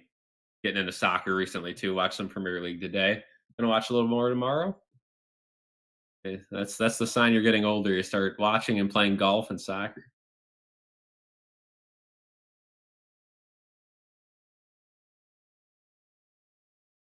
Yeah, these drives for the Bears, touchdown, punt, touchdown, touchdown, touchdown. Yeah, it doesn't mean too much, but nobody really looking too good on this Bills defense. Hancock, a couple nice tackles. And almost a sack, but Badgett gets out of it, and he's going to roll out. Gets about 7 to 8 yards on the ground, and he runs out of bounds. That'll stop the clock with 51 seconds. Bills almost had their first good play on defense of the game. Just missed the sack.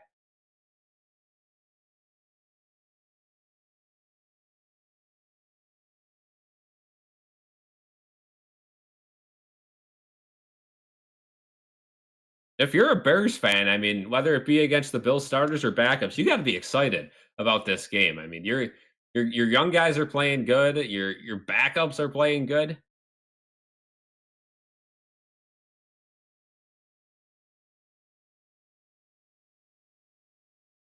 And start playing golf until your 30s, self-taught. Yeah, I definitely need a little bit more practice before I start golfing full time, though, because definitely a frustrating sport.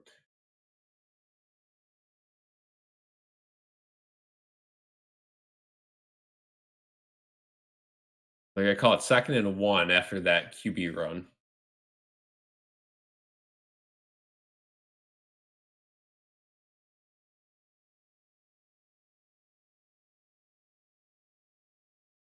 Showing the replay there, yeah, definitely short by about a half yard or a full yard.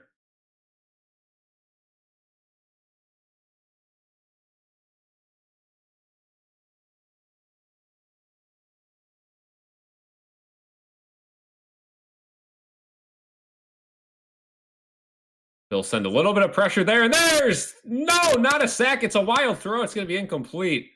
Almost a sack. I'll quickly plug in this laptop real quick.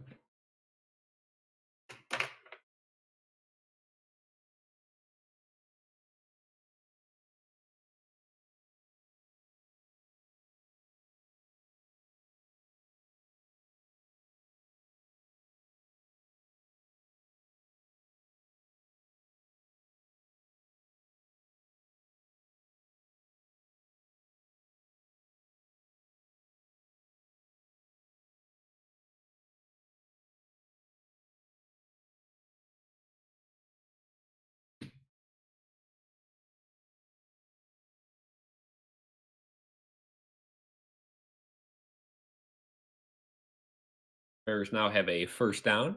They're going to use their last timeout with 39 seconds.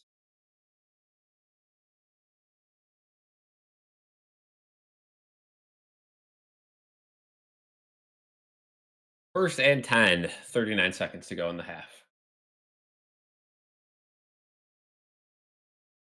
4 subs away from 3K. Let's get that. Let's get it. If you guys are not subbed in here right now, let's hit that goal. 14 likes too. First and 10 from the Bears side of midfield. With 39 seconds to go. They're out of timeouts. All right, Steven, let me know what it lands on.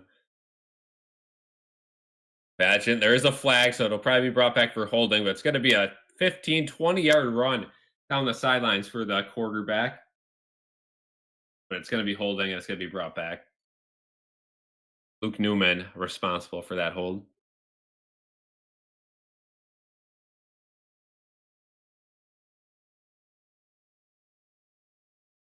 Here, replay of it.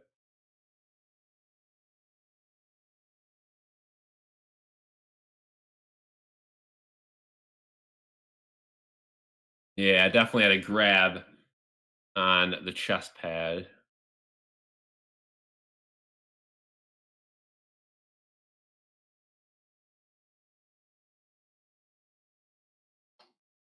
Now it's looking really tough for a touchdown. Maybe a field goal here before the half. First and 20. Oh, and that might be a fumble. It's picked up. Dwayne Carter picks it up to the 10 to the 5. Touchdown, Bills. But it looks like they're going to call it incomplete. See what they decide. Right now, they're in between touchdown and incomplete. The refs are gathering. Well, I'm sure it'll be reviewed, as every scoring play is. Royal blue. Okay, sounds good.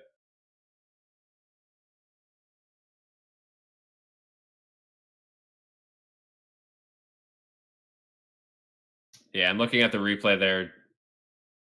Definitely forward motion. And they're going to call it incomplete.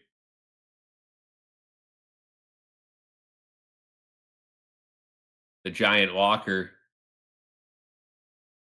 And high anticipation for him, the rookie out of Kentucky. Able to get on that.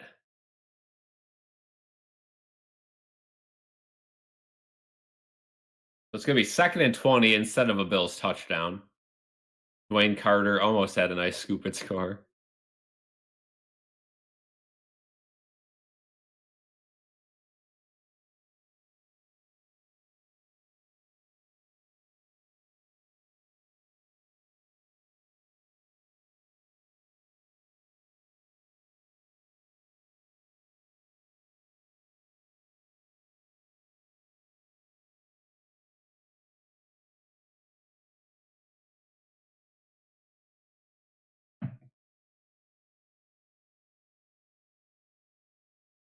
Second and 20, 27 seconds to go here in the second half. They have the graphics wrong on the Fox broadcast. They're showing the Bills have the ball, which is not true.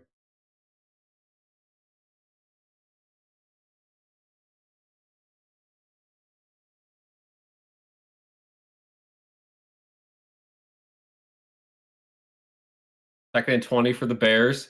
A little bit of pressure. The throw's going to get off. It's a wide open completion by Wilson, and he's tackled right at midfield by Joe Andreessen. Bears are hurrying up. They got to spike it here on 3rd down because they are out of timeouts.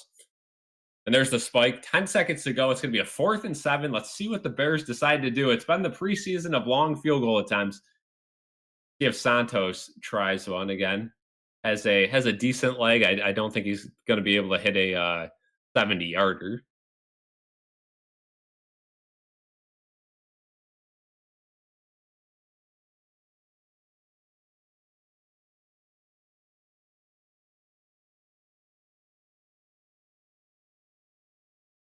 Highlighting Dwayne Carter, a guy who, has to get it going with the Bills this year. 6'3" out of Duke. 2nd season. Last season was definitely a little bit of a understatement. But 4th and 7 now. They're going for it. There's a flag, and there's going to be a sack. That's going to be Michael Hoyt, his first sack of the preseason. But there is a flag. We'll see what it is. If it's on the Bears, the Bills are going to get a field goal opportunity here before the half ends. Refs are talking it over.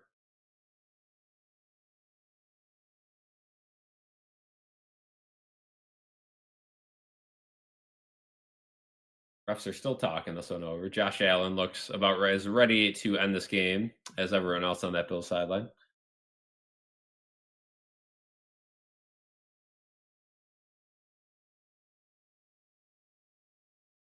Both fouls by the offense. Legal formation and illegal shift.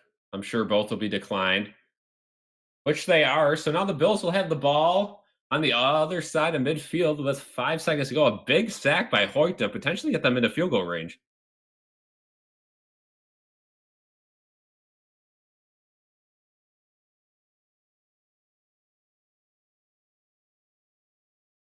About the Josh Allen potato buffalo drawing hat today on eBay, the dark blue hat. Couldn't resist. Yeah, I'm thinking I should get one. Steven says the audio's off. Let me know. Is it a little different? It might be. We're getting ready for halftime. We'll put a YouTube video up, so that might be why. So 56-yard attempt for Davis, and it's at the distance, but it's way off. Wide right. Where have you heard that before?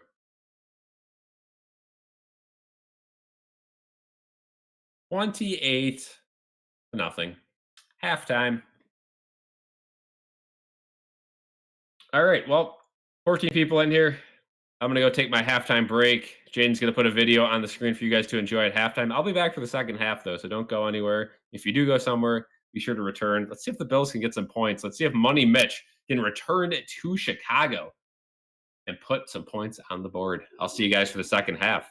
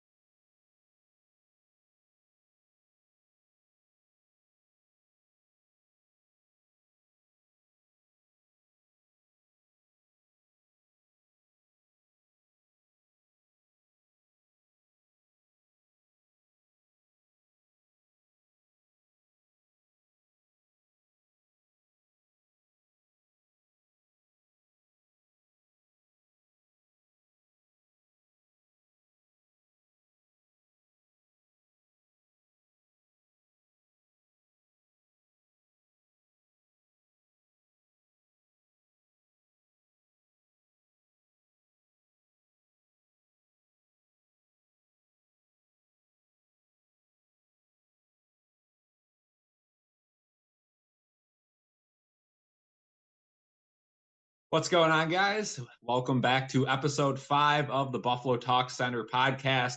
I am Cal, no Don today on the podcast, but we do have former NFL veteran and former Buffalo Bill Frank Summers with us. Frank, how are you doing today? I'm doing well. And yourself? Pretty darn good. Let's start with Buffalo sports because we always start with Buffalo sports on this podcast. Of course, you are a former Buffalo Bill, 2013 and 2014. I got to ask you a heater question to start off. What is your favorite moment as an NFL player? Your favorite play, maybe favorite game, looking back on your career? That's the easy one. I'd have to say my first touchdown in the NFL, which happened to be against the Jets at Orchard Park. Yeah, I remember those drought days, and again, you were a highlight. For me personally, I've always been a big fan of the fullback position. I know you mixed up a little bit of running back, a little bit of fullback. Now in the current game of the NFL, we're kind of seeing the transition out of the fullbacks. Do you still keep up with the NFL? Do you still watch religiously? And how do you think the game has changed? Would you like to see a little bit more fullback action? I do still keep up with the game. I'm a fan of the game. I love the game. I still have the passion for the game. And it's unfortunate that the fullback has kind of been weeded out throughout the years. Even during my time, it probably was a handful of fullbacks in the league. But yeah, like you said, that's where the game is going. Much smaller players. Some would say, faster. But also, with the offenses being spread, more receivers, more tight ends, there's no place for a fullback on the field. So it really sucks. Hopefully in the next handful of years they start to bring the fullback back because, during the wintertime, cold, rainy games, the fullback comes into play. Absolutely. Yeah. There's nothing I like more than just some crunching on the line there. We've seen a lot of controversy over the tush push in the NFL, and that's kind of the closest thing we see to it, right? Where everyone lines up, bunches up for that 1 yard, you send a quarterback in. Of course, here in Buffalo, we got Josh Allen, a little bit spoiled, but the Bills are actually one of the teams looking to ban the tush push. Would you like to see the tush push banned, and maybe that sparks back the need for a fullback or a power back? No, I wouldn't like to see it banned. I mean, that's what football is. It's physicality. It's, man on man, trying to see who could remove the other from the spot. So it kind of sucks that they actually want to ban it. But again, that's another place where football has gone as a game, kind of more on the softer side. You've already had all the rules being thrown in with, protecting the quarterback and the players and the offense. And so, I would say if there was one area that I was really disappointed in and sad about the game of football, it's that it's gone away from the more physical style of play. Yeah, I completely agree. I mean, I sit here and again, I watch every game. I got to do a little post game report, got to do the videos about it. And the referees drive me nuts. And I'm sure they drive you nuts too with the soft calls, right? It's roughing the passer. You get these, chop blocks, all this sort of stuff. And it's like, you barely touched them.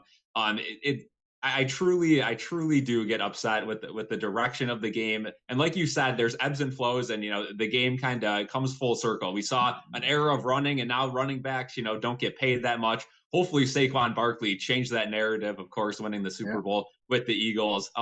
As a fan of the game and running backs, I mean, watching last year, who are some of your favorite running backs in the league right now to watch and kind of admire? Yeah, I've always been a big back guy since I'm a big back myself, but obviously Saquon is a great talent. I would have to say probably at the top of my list right now is Derrick Henry. He's Oh been yeah. doing it for a while, been on, different teams, and, hey, the show keeps going. So I would say right now he's at the top of my list, but there's a bunch of great talented guys in the league right now who are doing, really well. Yeah, Derrick Henry is an absolute thrill to watch, right? He's kind of that power back and speed back all in one, just an absolute monster of a human being. Unfortunately for me as a Bills fan, we have to face him now, when he is on the Ravens. Bills play the Ravens week 1. Not looking forward to that because Derrick Henry just absolutely shits on our defense every single year. But we'll see what happens in the future. Let's switch back to your days with the Bills. I wanted to ask you a little bit about training camp because training camp's coming up. I know, St. John Fisher's, I believe, that's where you went with the Bills as well. They've been Mhm. doing that for a long time. How was the atmosphere there? I know Bills fans show up big. Even during the drought eras, Bills fans would sell that place out. How is the atmosphere there? How is the food there? I know there's been a lot of controversy and talks about, Pittsburgh Dairy and some of the turkey burgers they got there and all that. How was training camp with the Bills? And also, the Bills are going to be on Hard Knocks this year. So let me know how you would feel about cameras being in your face, along with all that added pressure during training camp. Yeah, St. John Fisher was a great place for me. Great memories there. I remember, just showing up there and, getting the mindset, hey, this is it, time to compete, and earn that roster spot. I don't know if people know, but only a few handful of guys on the team actually have roster spots, going into training camp. Everyone else is competing and fighting for a job, whether it's with that organization or another. But yeah, man, the staff at St. John Fisher was really good. I had no problems. We stayed in the dorms.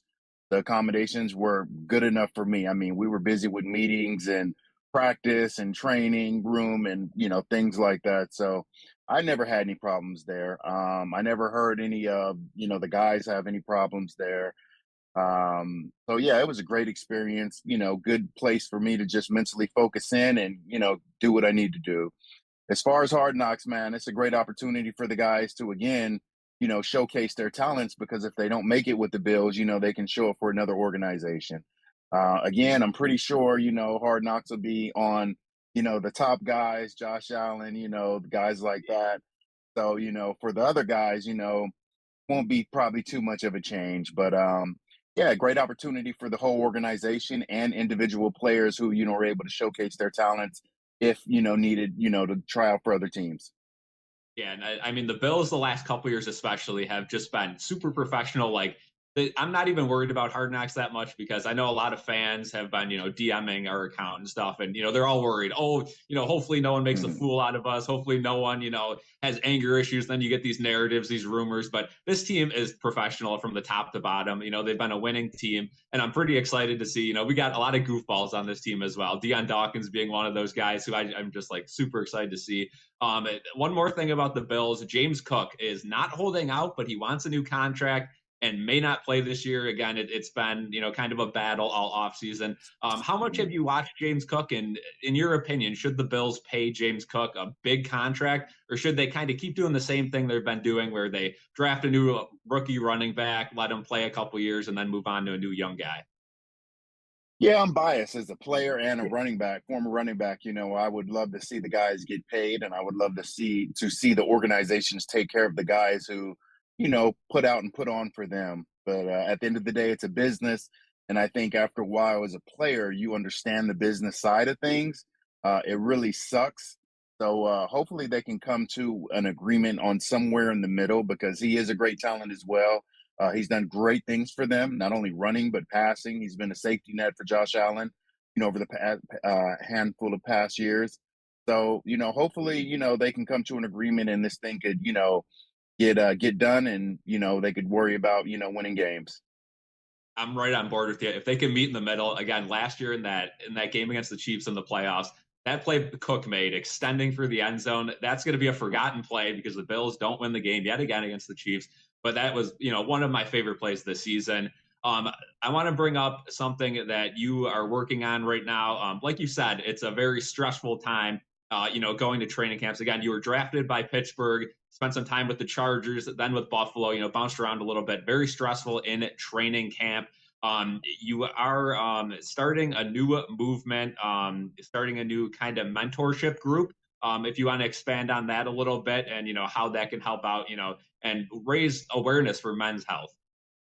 Yeah, so actually, I just graduated from UNLV with my master's in marriage and family therapy. So I am now an MFT therapist, specializing, in athletes and, specifically, obviously all areas of life, but athletes and men's are a, particular interest of mine. And so with that, recently just getting licensed and everything, I started a men's group. It's an 8-week men's group we do here in Las Vegas, Nevada. It's been a really great turnout.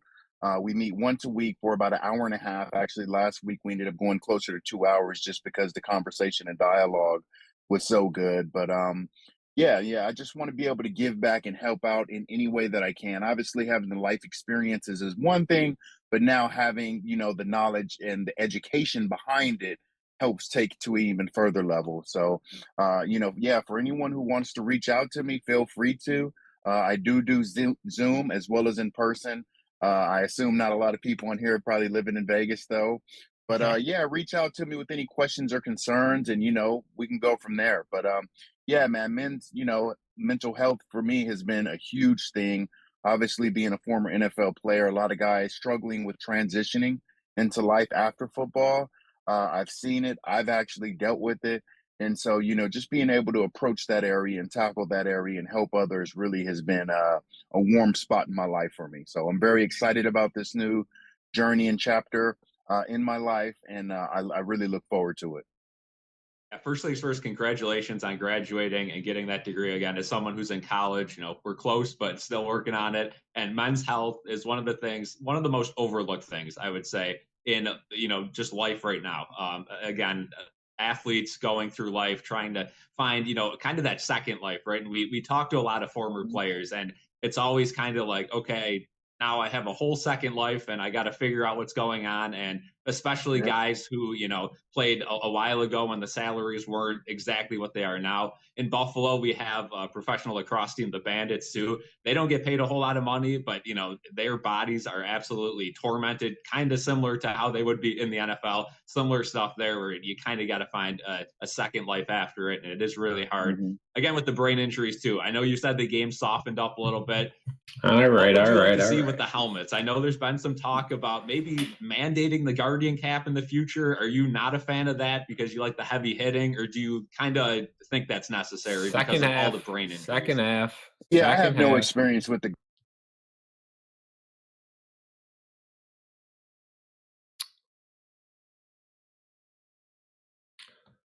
Kickoff and blown dead, or it's caught. I think we're gonna have to redo that. Looks like KJ Hamler is back to return for the Bills.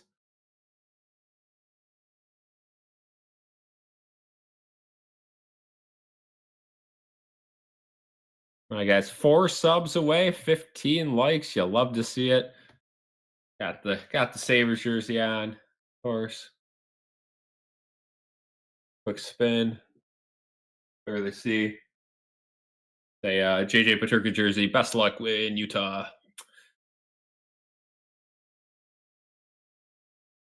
Here comes the real kickoff. Hamler fields it at the 3. To the 10, to the 20. There's a little bit of a hole, and oh, he gets wrecked. There's a flag. It was not Hamler. It's actually Codrington. They switched it up. A monster hit by Hardy on the defense. But there's a flag. I think it's got to be a hold on the Bills. So bad starting field position to start this half.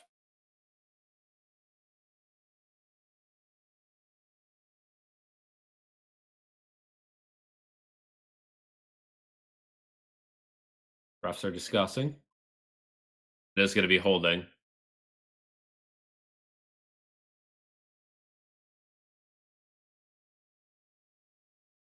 Here comes Money Mitch, 4th quarter Mitch.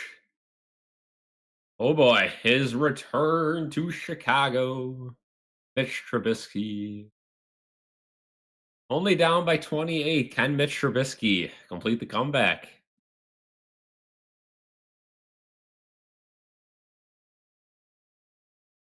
Thank you, Victor. Yeah, that was a fun interview to do.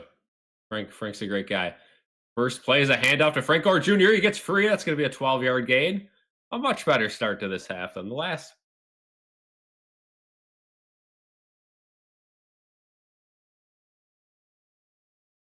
Go Frank Gore Jr.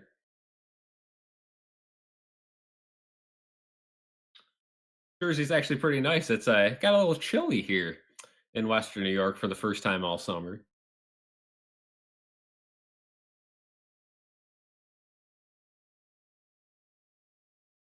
First and 10. Mitch fakes the handoff. He's got Gore Jr. out open, out wide. He gets the catch, and it's going to be another 12 to 13-yard gain for Frank Gore Jr. Here we go. See if we could have an opposite half as the first.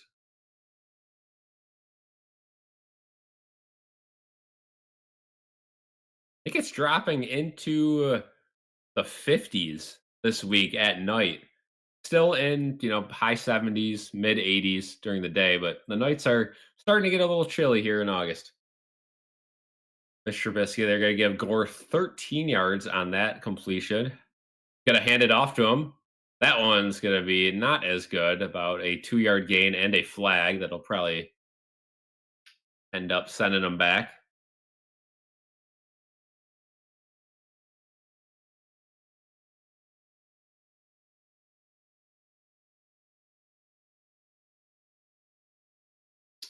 So a hold there on Bayer.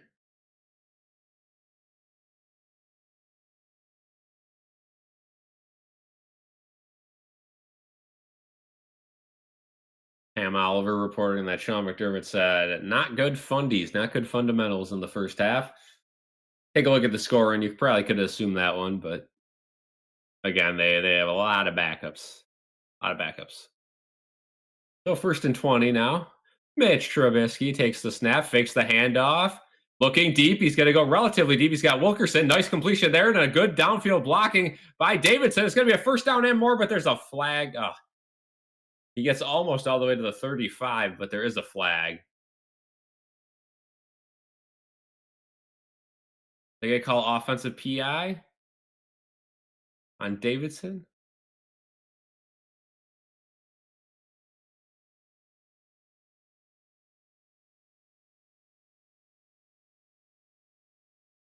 It is going to be pass interference on Davidson on the offense, so that negates a great play. Davidson continues to not have a good preseason.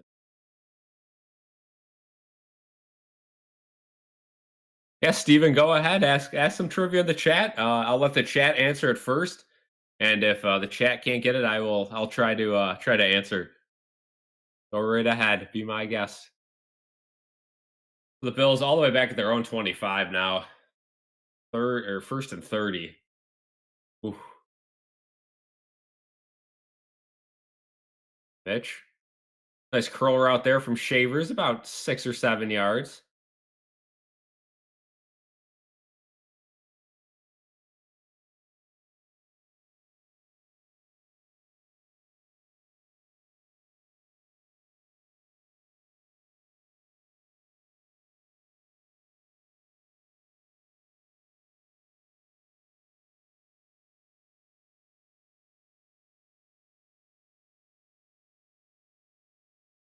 Loving people in here. It's going to be 2nd and 23. Mitch has all day to throw, but doesn't find anyone. He's rolling out of the pocket. He's going to have a 5-yard check down to Frank Gore Jr., who runs out of bounds. At least make it 3rd and somewhat manageable.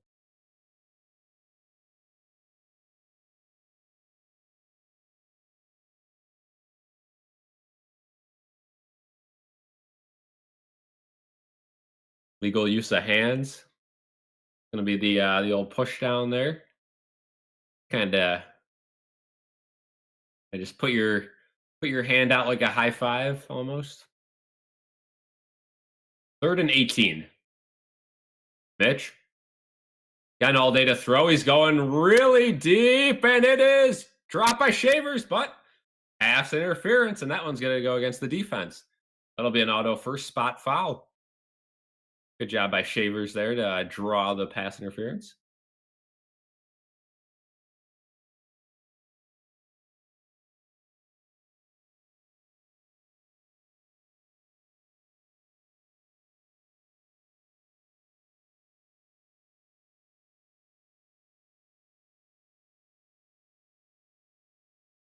Definitely pass interference there.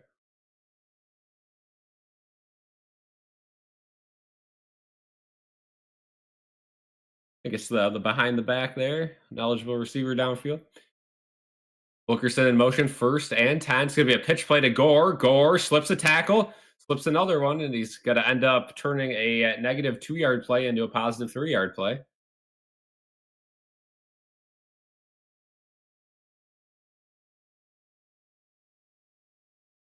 Yeah, Victor was I saw Jim Kelly talking about that on social media today. Iconic Bills versus Jets moment. Pass interference is the double high five to the front, of course. 2nd and 8.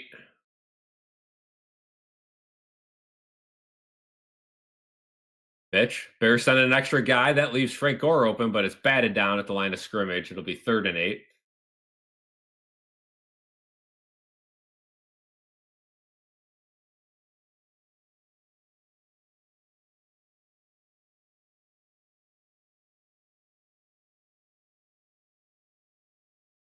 Saucedo in the game.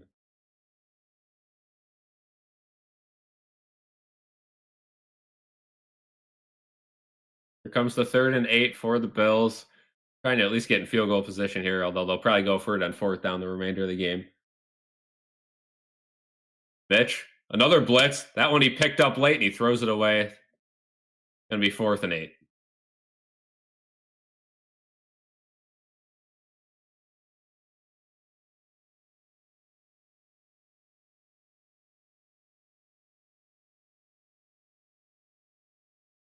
Play game easy. You got the arms crossed there. All right, so 4th and 8. Bills are going to keep the offense on the field. Mitch Trubisky. So far, a little bit better than Mike White. No points on the board just yet. 4th and 8. Ray Davis back in the game, and it's going to be a curl route to him and way overthrown. But there is a flag. It's going to be an offensive holding call. That'll be declined. And it'll be a turnover on downs unless there's 2 penalties.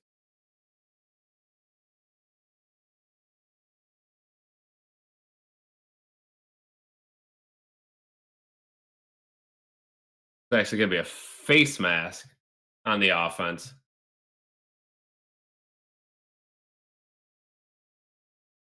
Wow, so that'll give them an extra 15 yards after the turnover and downs.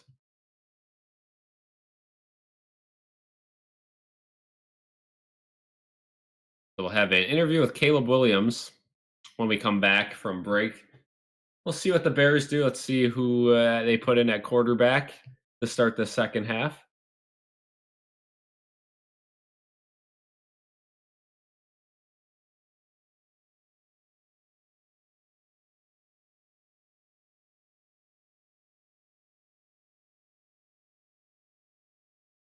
Definitely a tough game for the Bills. Kind of expected this.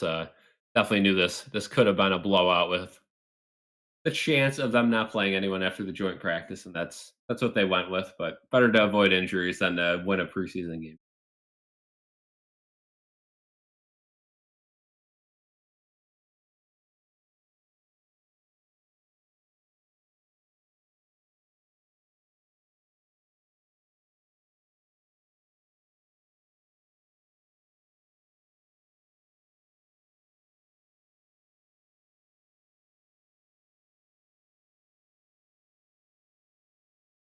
Still in the commercial break here again. This is shaping up to be quite the long game.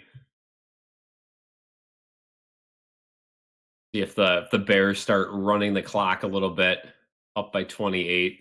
Seeing what they got with their running backs.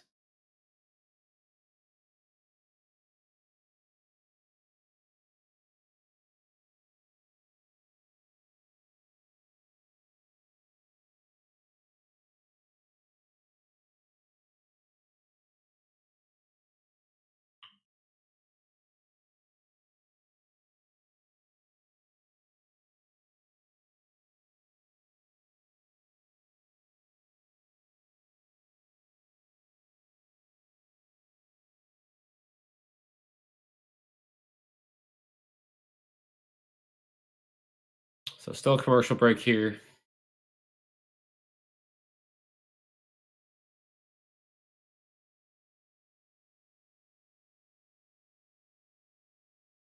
Yeah, false start everyone but the center. A great one, which we see far too often in the NFL. Of course, usually that means it is on the center because if everyone's moving and he didn't snap the ball, he probably got the snap count wrong. 1st and 10 for the Bears. Badger's going to stay in the game, and they will start their half off with a run. It's going to be about a 3-yard carry to the right side by Brown. Caleb Williams finished the day 6 for 10, 107 yards, and a touchdown.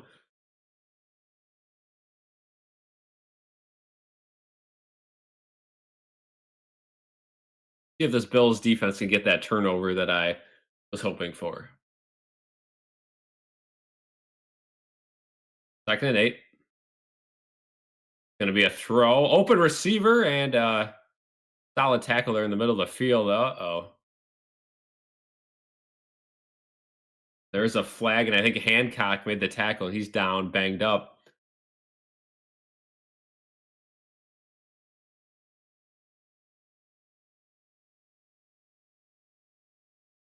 Going to be pass interference on the defense, so that'll be an auto first.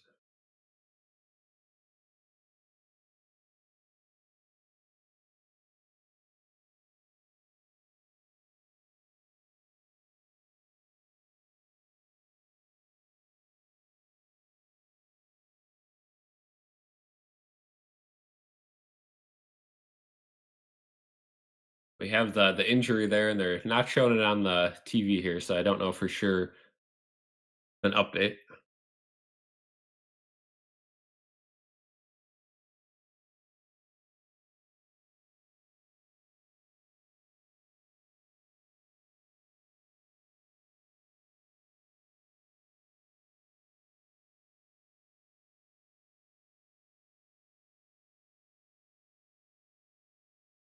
So they're just rolling through with this Caleb Williams interview. There must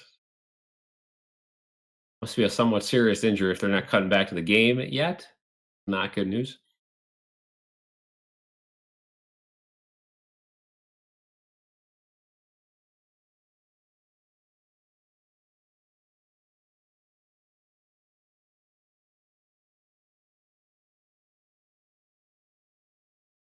Caleb Williams says he's excited, and they can't wait for the season.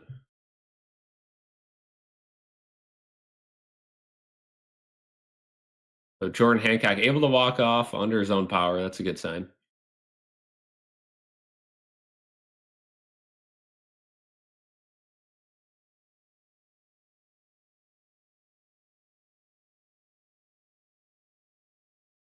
Landon Jackson with the roughing the passer call, and they're going to have the ball at the 25 now of the Bills. 1st and 10. Oh, and there's the flag. I think it's going to be a false start. Sure is. Whole lot of flags this game, and that's commonplace for a preseason game. This one, a little bit more than usual, though.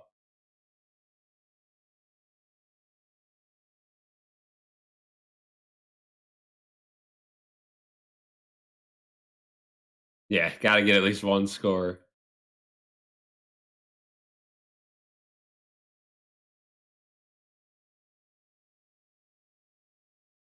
First and 15. Bagent looks and throws a wild one up the middle, incomplete. Be 2nd and 15.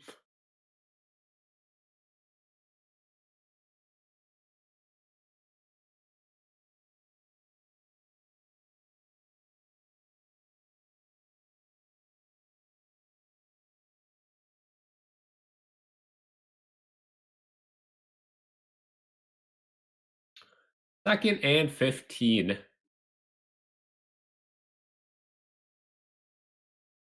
Bagent gets the ball. They go deep along the sidelines. Another wild throw, incomplete. So 2 bad throws in a row for Bagent. 3rd and 15 for the Bears.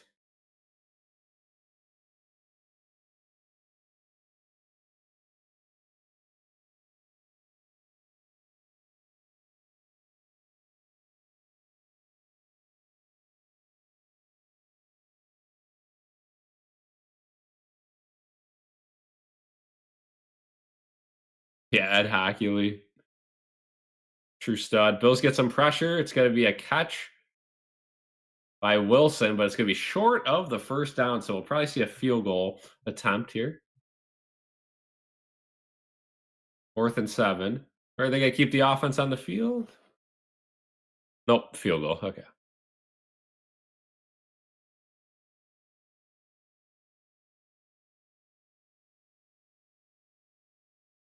We have 40-yard field goal attempt.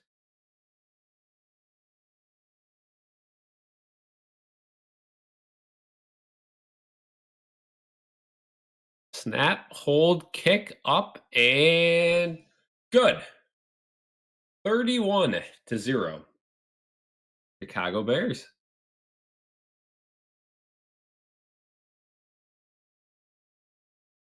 Bears looking good. Doesn't matter who's out there for the Bears. Continue to march that ball right down the field.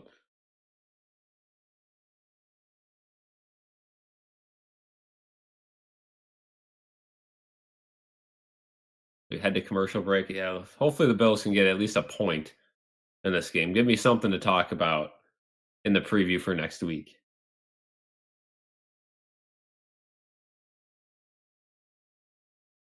Also, we're gonna have a whole lot of negativity in that video, and that's no fun.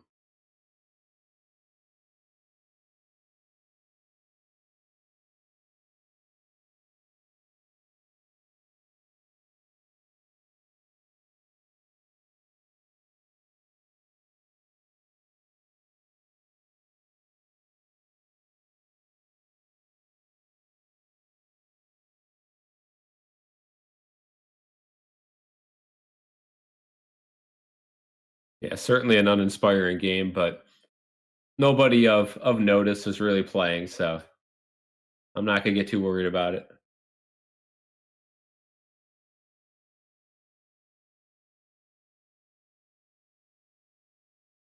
Whole lot of commercials this game, though, is the Bills have had quick drives, and those quick drives have led to turnovers and a lot of commercial breaks. Might as well be 72-0. Yeah, I mean the game's over in that regard. But wins and losses, not what we're going for. We want to see individuals play better, and haven't really seen anything too inspiring from anyone. So again, if you're a Bills fan, maybe a little bit worried about the depth of this team, but again, the fact they lose this game doesn't mean much.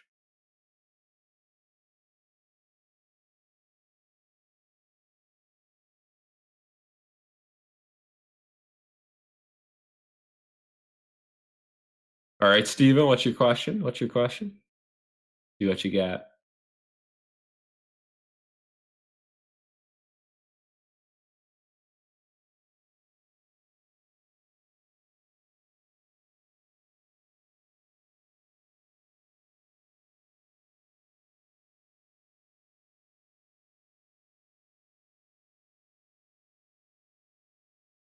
And I have the kickoff coming up.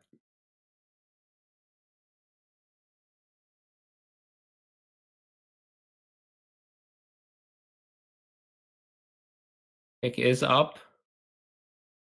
To be returned by Codrington. And he will be tackled at around the 30.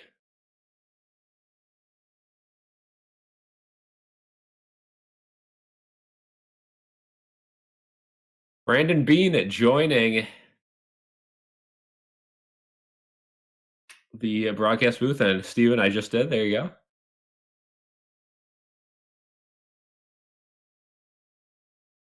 See what Brandon Bean has to say in the broadcast booth.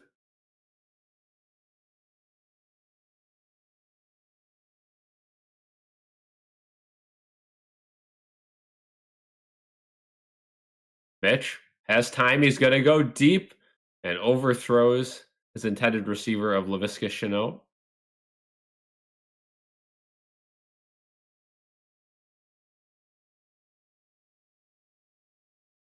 No, Steven, you're good. You're good.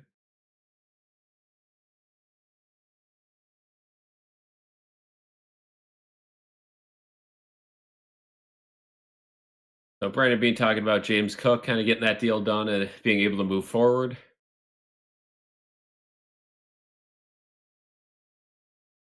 Second and 10 from the 31. Bears showing pressure. They do send pressure. It's going to be a handoff. Gore Jr. gets wrapped up, about a 5-yard gain.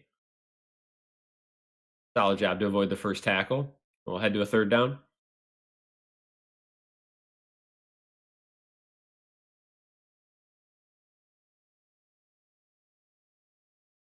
Yeah, for sure. And especially a team like the Bills, who are, definitely a playoff expectation, a Super Bowl contender. Anyone playing at this game has a chance to be on a roster somewhere. He's 3rd and 5. Mitch has plenty of time to throw it. He's going to go over top, an ugly throw, incomplete. Man, both quarterbacks looking rough for the Bills. We're going to have another Brad Robbins punt.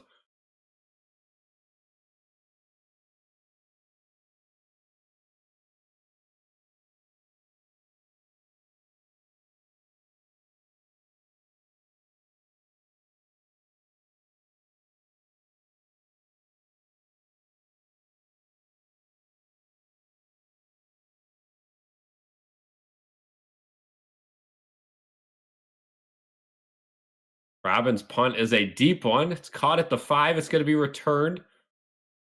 Returned to about the 25. Not great special teams from the Bills. And the Bears offense will head back out there. And guess what? Another commercial break.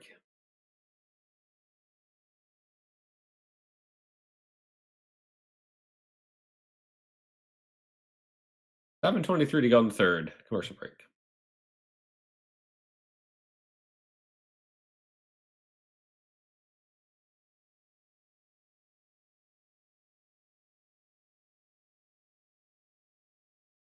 Jordan Hancock out of the remainder of the game, unfortunately, with a shoulder injury. So that sucks. He was having a solid game.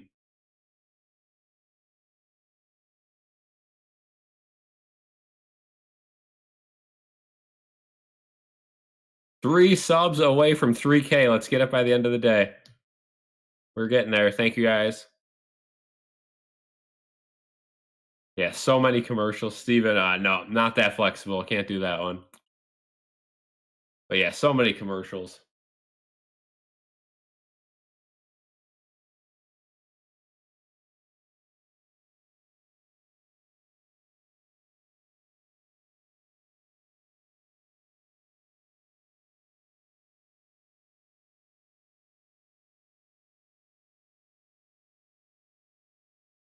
Whole lot of commercials in this one, and there's not much to talk about as far as the Bills go.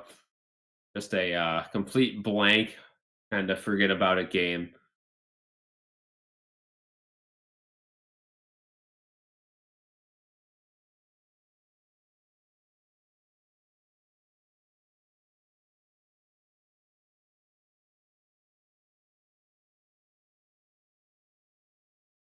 You're definitely missing our buddy Elijah in these chats.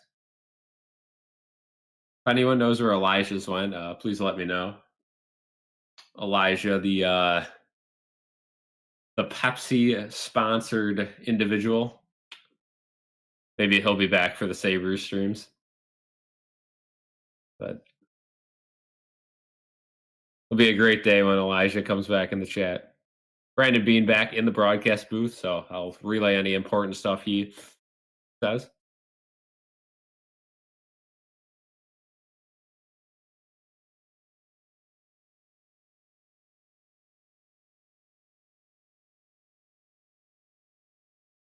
Brandon Bean is saying the competition's a good thing in training camp. Got to keep the roster competitive.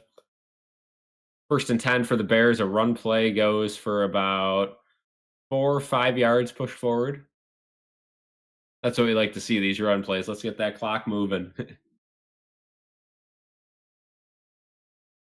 Mentioning Joey Bosa, he's yawning on the sidelines.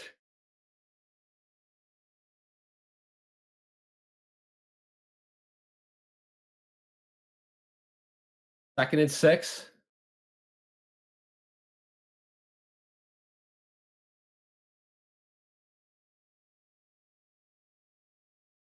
Single back. It's going to be a play action. And, almost picked off there. Good play by Jenkins, who caught my eye last week. Had some nice plays in the secondary.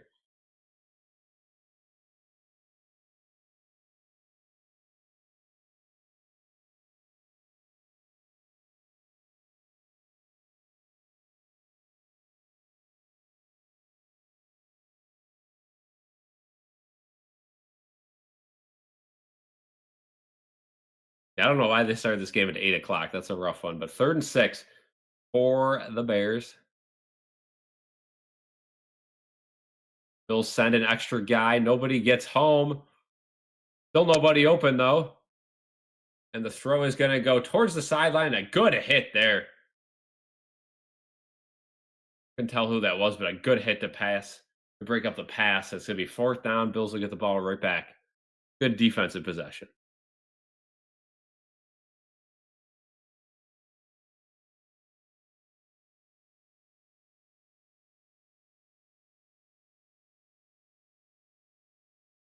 Yeah, so technically a 7 o'clock start in Chicago, but still on a Sunday.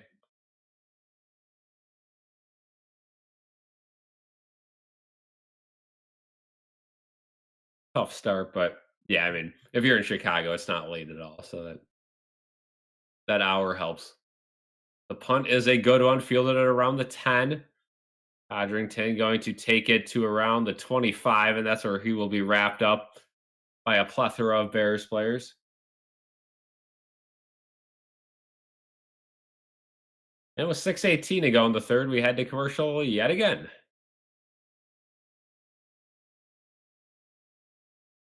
More commercials.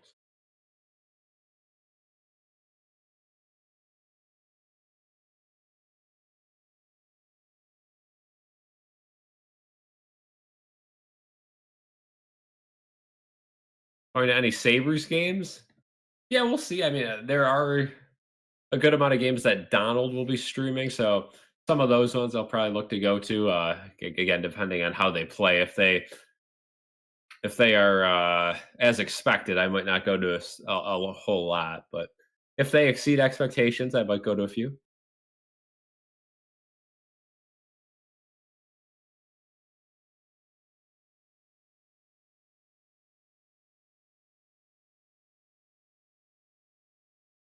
The Spills team, not the one you're going to see week 1.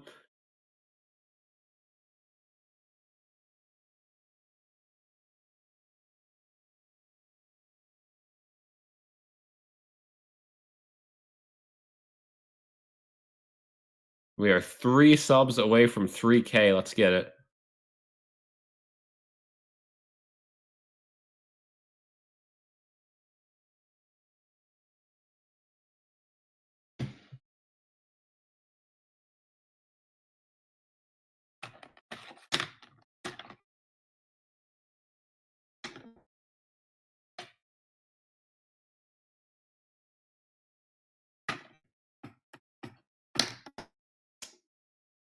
Feel like commercial break here.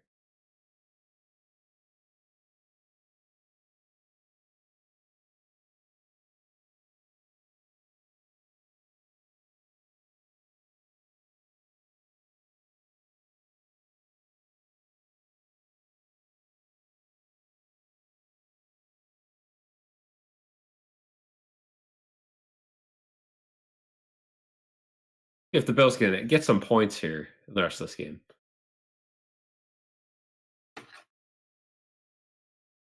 Bears stadium still looks packed. That's good to see.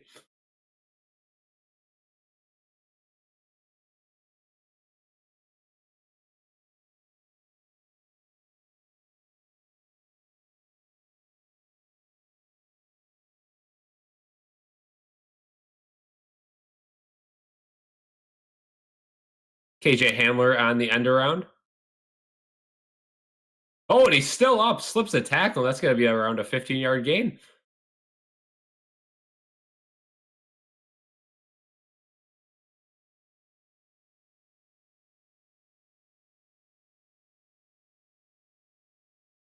A good start to that drive for the Bills.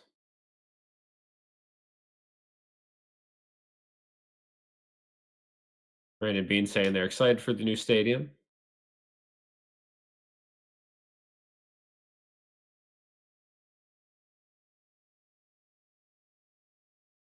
VA play fake. KJ Hamler open again. He delivers a good throw to him, and he uses his speed to get around a 7-yard gain around the outside.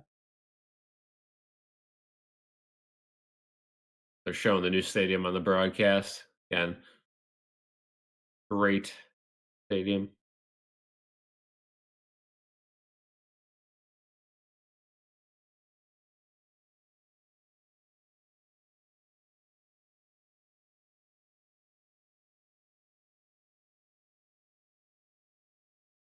I agree, AI. You got to get some points here.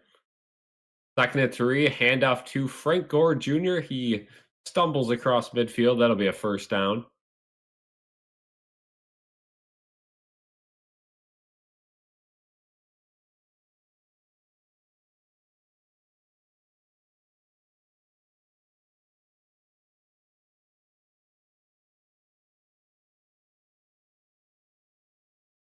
James Cook looks like he's falling asleep on the sidelines.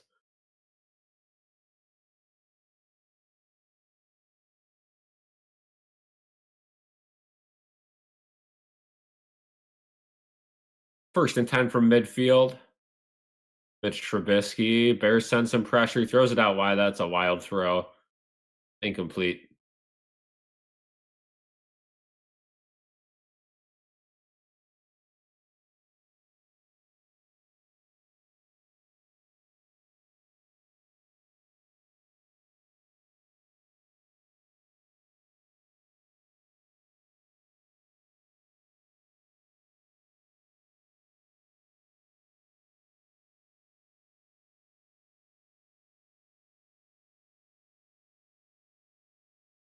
Second and 10. It's going to be a screen play, and that is going to be a 11-yard gain. Steven Gosnell, everybody's favorite player from training camp, getting his first rep of the game and completes a nice little screen for a first down.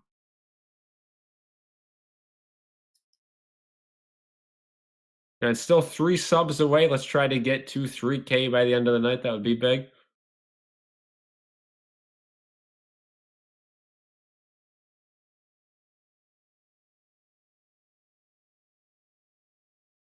The 1st and 10 play handed off to Frank Gore Jr. He makes a nice move, and that's going to be around a 14-yard carry.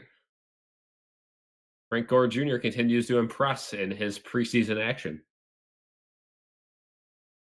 One of the few bright spots the Bills have had this game.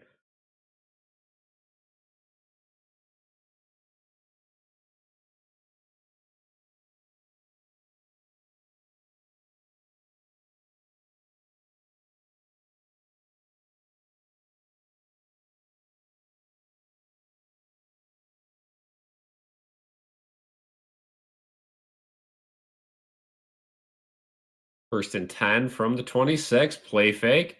Could be a throw. Throws it out to Frank Gore Jr. He's going to have a 5-yard completion and goes out of bounds.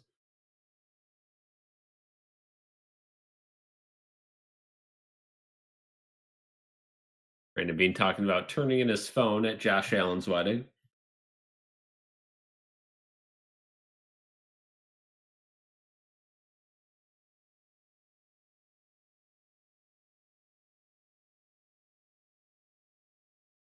Second and 4.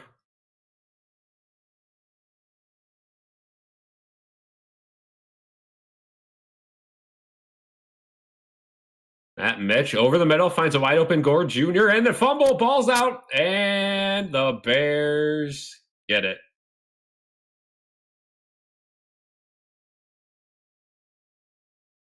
Even with the $2 donation, thank you very much. Try that pose again. I don't know what pose you're talking about, but let me know, and I will try to do whatever pose you're talking about. Thank you for the donation. Thank you for the continued support.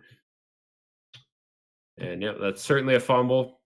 Bears ball when we come back from commercial break. The Bills close to getting points, but nothing there. And that's a tough fumble for Frank Gore Jr., who's had such a good preseason, but that fumble could change things.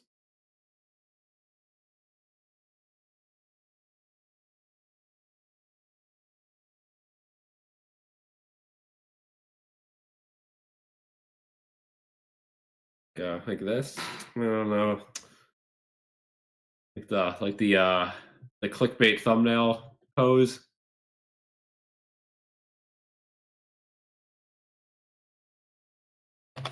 Stream is sponsored by Icebreakers. There's our sponsor. We have mints and duos. Let me know in the chat which one you prefer, the mints here or the duos.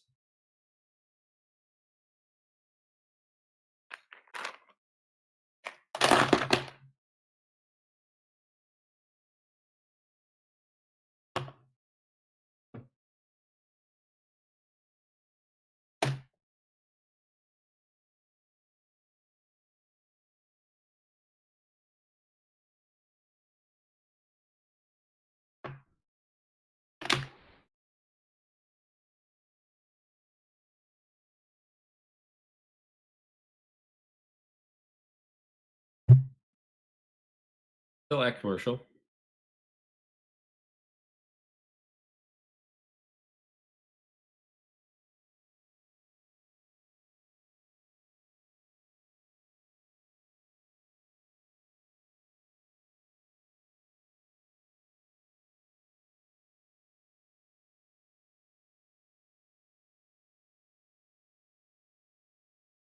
Quick check of the rank of the chat. Victor in first place, Steven in second place. We got Smooth, Buffalo Sports, and Sawyer rounding out the top 5. AI, Divine, 6 and 7.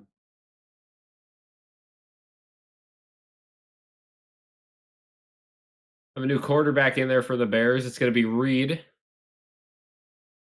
Western Kentucky quarterback. Shout out Coach Hurrick.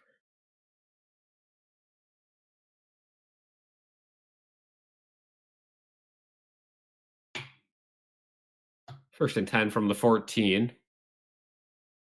Going to be play action and a nice completion over the middle. It's going to be about 10 yards. And Victor with a $3 donation. Thank you so much, guys, for the support. Again, you guys being here is good enough. But thank you guys for all the donations. Again, that money will be distributed amongst the BSC crew and will hopefully be used to improve the streams. Again, getting super close to 3K too. Appreciate you guys sticking around in this blowout. That first and 10 play is around a 5-yard run up the middle. 3 more. Yep, Don. 3 more.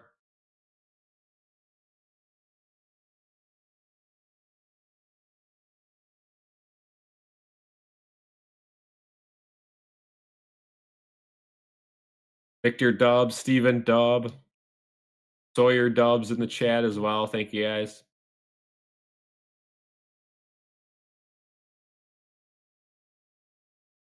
$50 seconds to go. In the third, there's a completion over the middle. Be a first down. Ulafascio gets the tackle.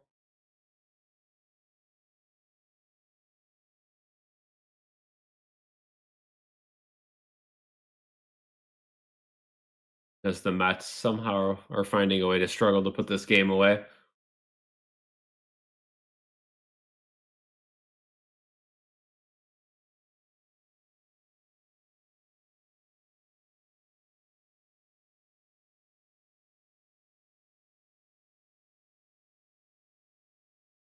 Be a handoff to the right.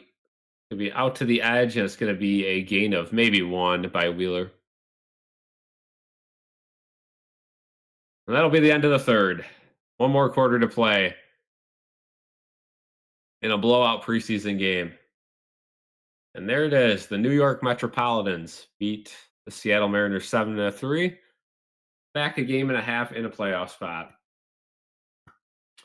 Tough.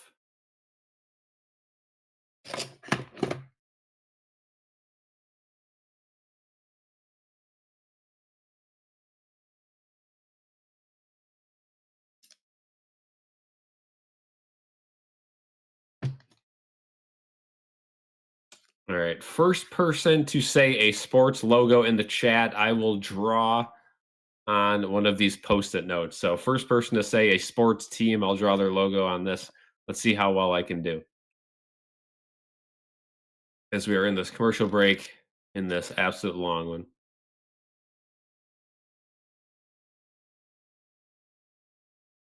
Going with the Sabres? All right.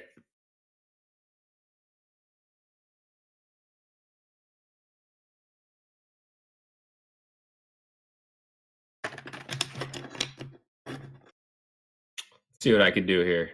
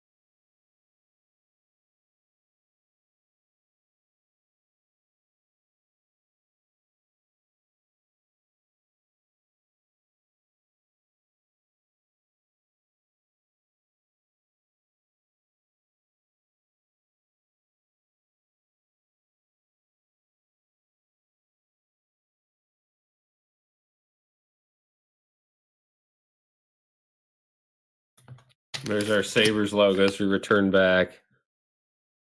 Beautifully done. 2nd and 8, run up to the right side. It's going to be around a 6-yard carry. We'll have a 3rd and short coming up.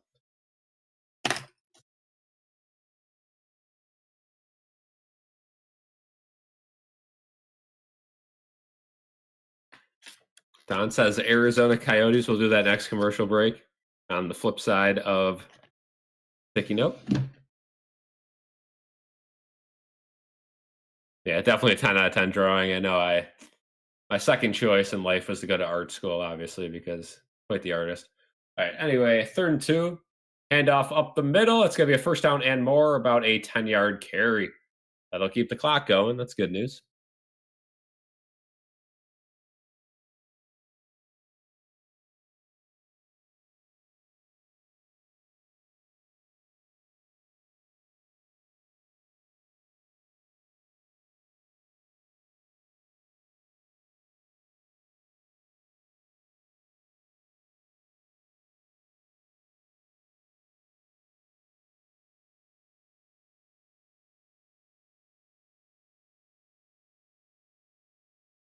Bob Ross style art stream. Yeah. And there's a deep throw, almost picked off, but incomplete. Steven, you'll have to talk to Jaden about that. I don't do any of that. I do streaming, and that's about it. Jaden takes care of the OBS stuff. Don knows about OBS too, but any OBS questions, I am inept.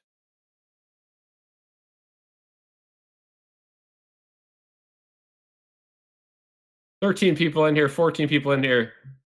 3 of you guys are not subscribed. Let's get those 3 people to subscribe, and we will be at 3K. 2nd and 10, run down to the left side. Going to be, I think he stayed in bounds there, 2-yard gain.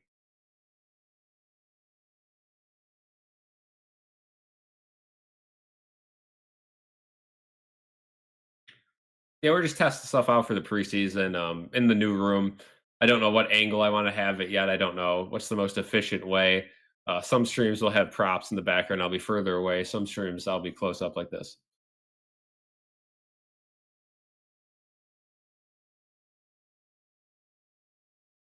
Third and 7 for the Bears. Reed takes the snap. He's got all day to throw it, and he finds an open receiver in the middle of the field. That's going to be a first down. The 3rd and 6 is for an 8-yard completion.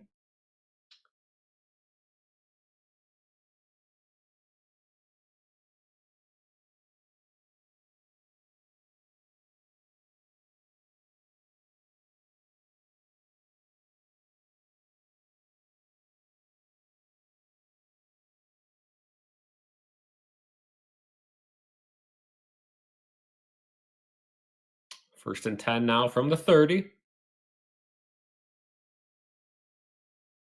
Be a handoff up the middle. That one, a loss of 1. Owens with the tackle. Good play by Owens.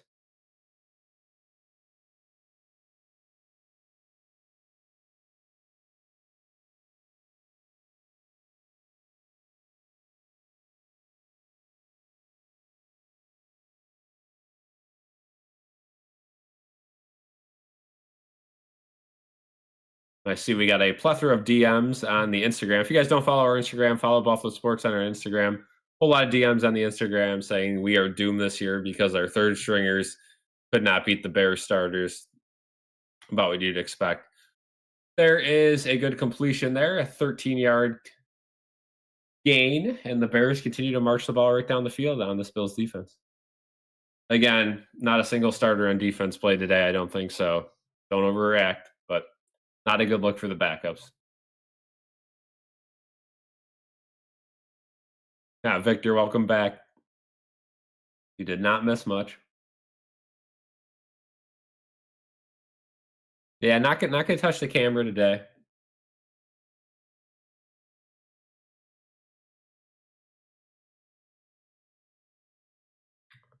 We do have an injury. The Bears injury. 11-10 to go in the 4th.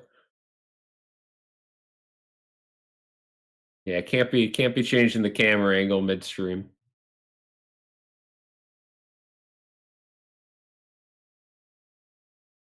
Richardson going to be the injured player for the Bears.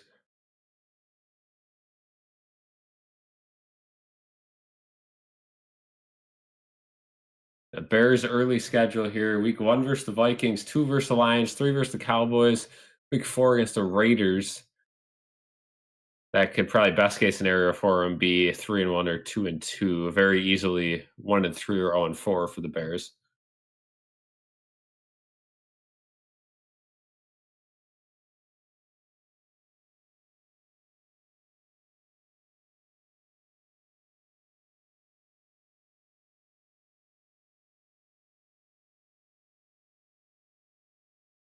First and 10 now from the 16-yard line.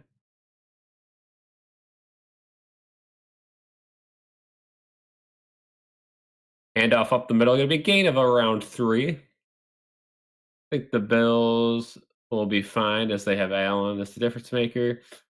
Yeah, again, everyone in this game was not a starter. And even if the Bills do have all their starters in besides Josh Allen, you still can't really look at that offense and make any judgments whatsoever. So I agree with you there. 2nd and 8. Bears in the red zone.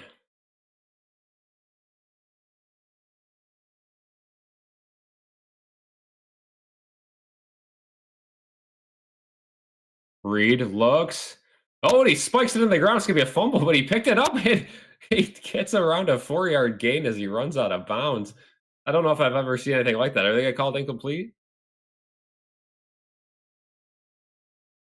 Let's see here. Oh, he might have spiked it backwards, bounced right back up into his hands, and he took it for a 4-yard gain. I think that's what they're going to call it.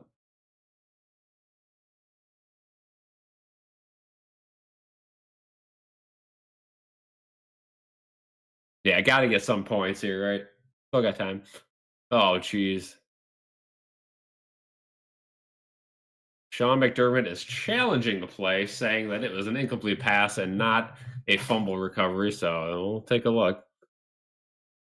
These announcers want to go home as bad as anyone I've ever heard.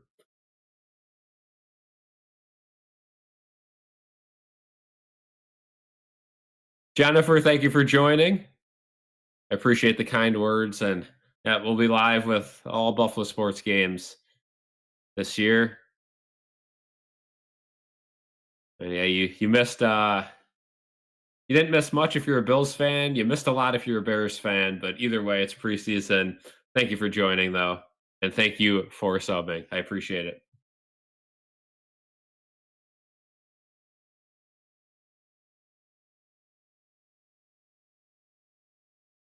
$31-0 though. That's a tough one.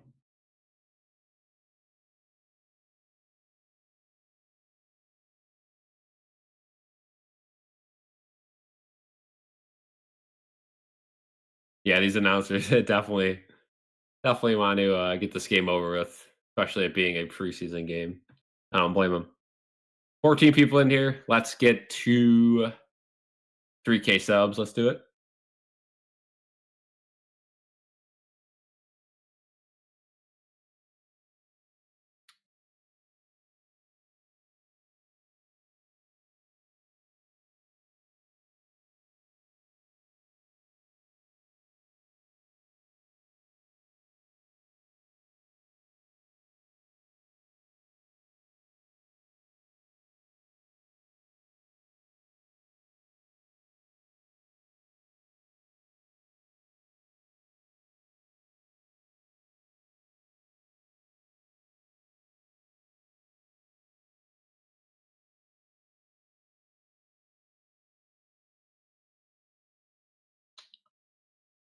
Still add a commercial break here.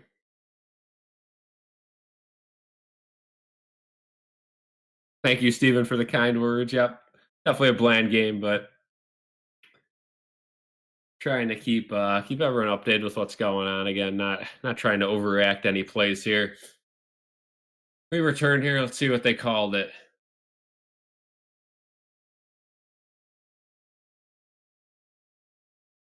Yep, backwards pass. So the challenge is unsuccessful. The Bills lose a timeout, and we're gonna have a 3rd and short for the Bears. The red zone.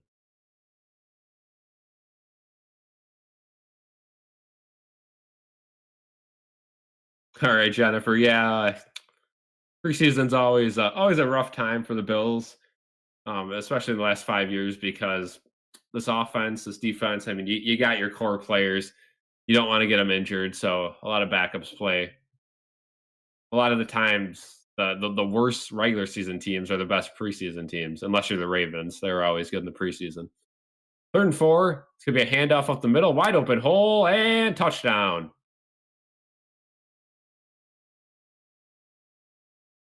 Ian Wheeler gets his 2nd of the game. And the Bears continue to pummel the Bills. It's now 37-0. Extra point would make it 38.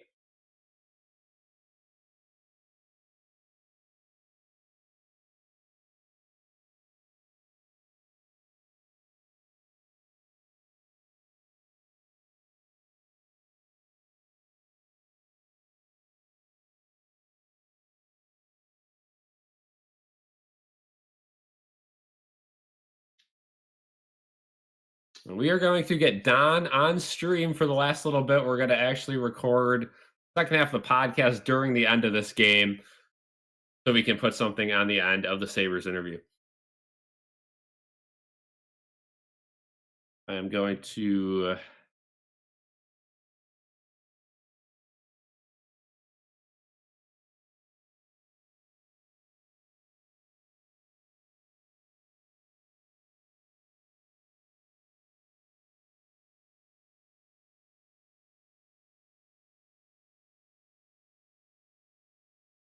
so James Cook hype on the sideline saying he's excited to stay in Buffalo another 4 years.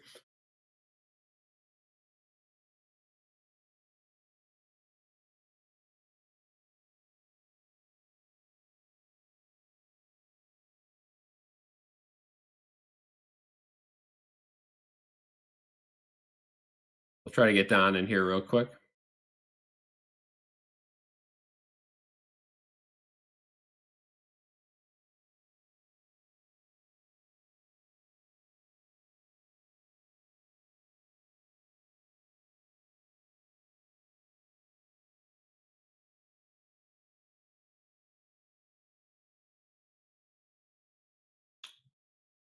KJ Hamler actually returned it to the 34. Now Ryan Poles in the booth, the Bears general manager.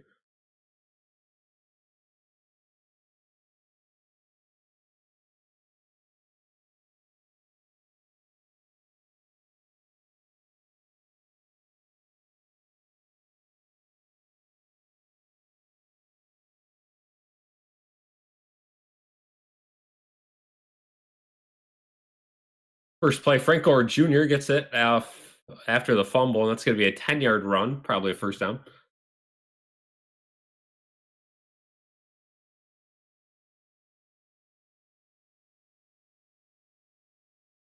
Yeah, try to get the field goal record. I like that idea. Yeah, this game could definitely cure some things. Oof. 1st and 10 for the Bills.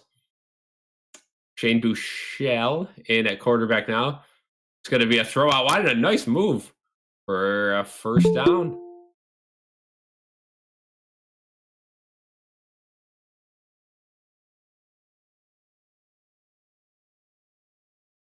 See if the Bills' 4th stringers can get points.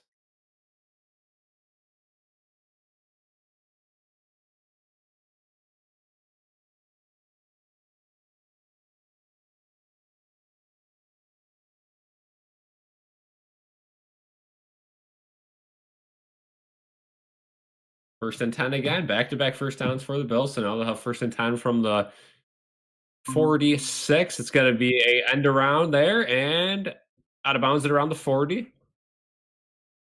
Donna's in here. I can hear him. You guys can't. You guys will be able to momentarily. Very soon.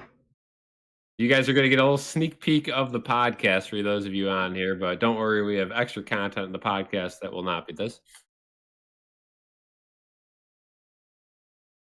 As we watch the masterful Jaden do his editing work on stream. We love you, Jaden. Yelp. Play action. He's going way deep. And incomplete. LaVisca almost. Be 3rd and 5 now.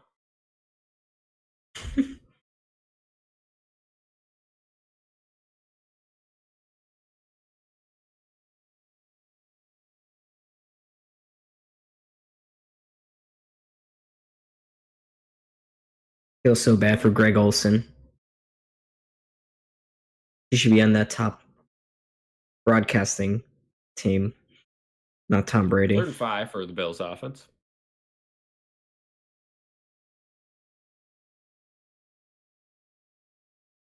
Shell takes the snap, big blitz, and he throws it away. Denault tried to get it, but it was a little too wide, and we're going to have a 4th and 5. You got to imagine the Bills stay on offense here.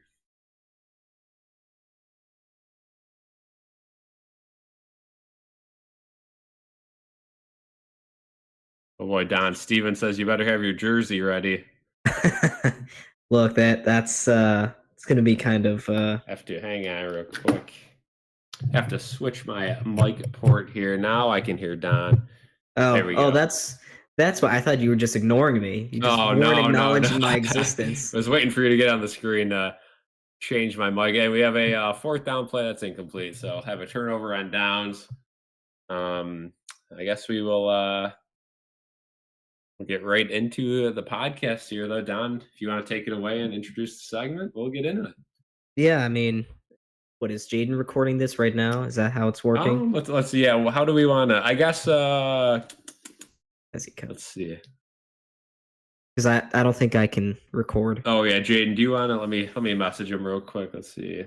Jaden's just sitting up on his bed, his feet kicking behind him.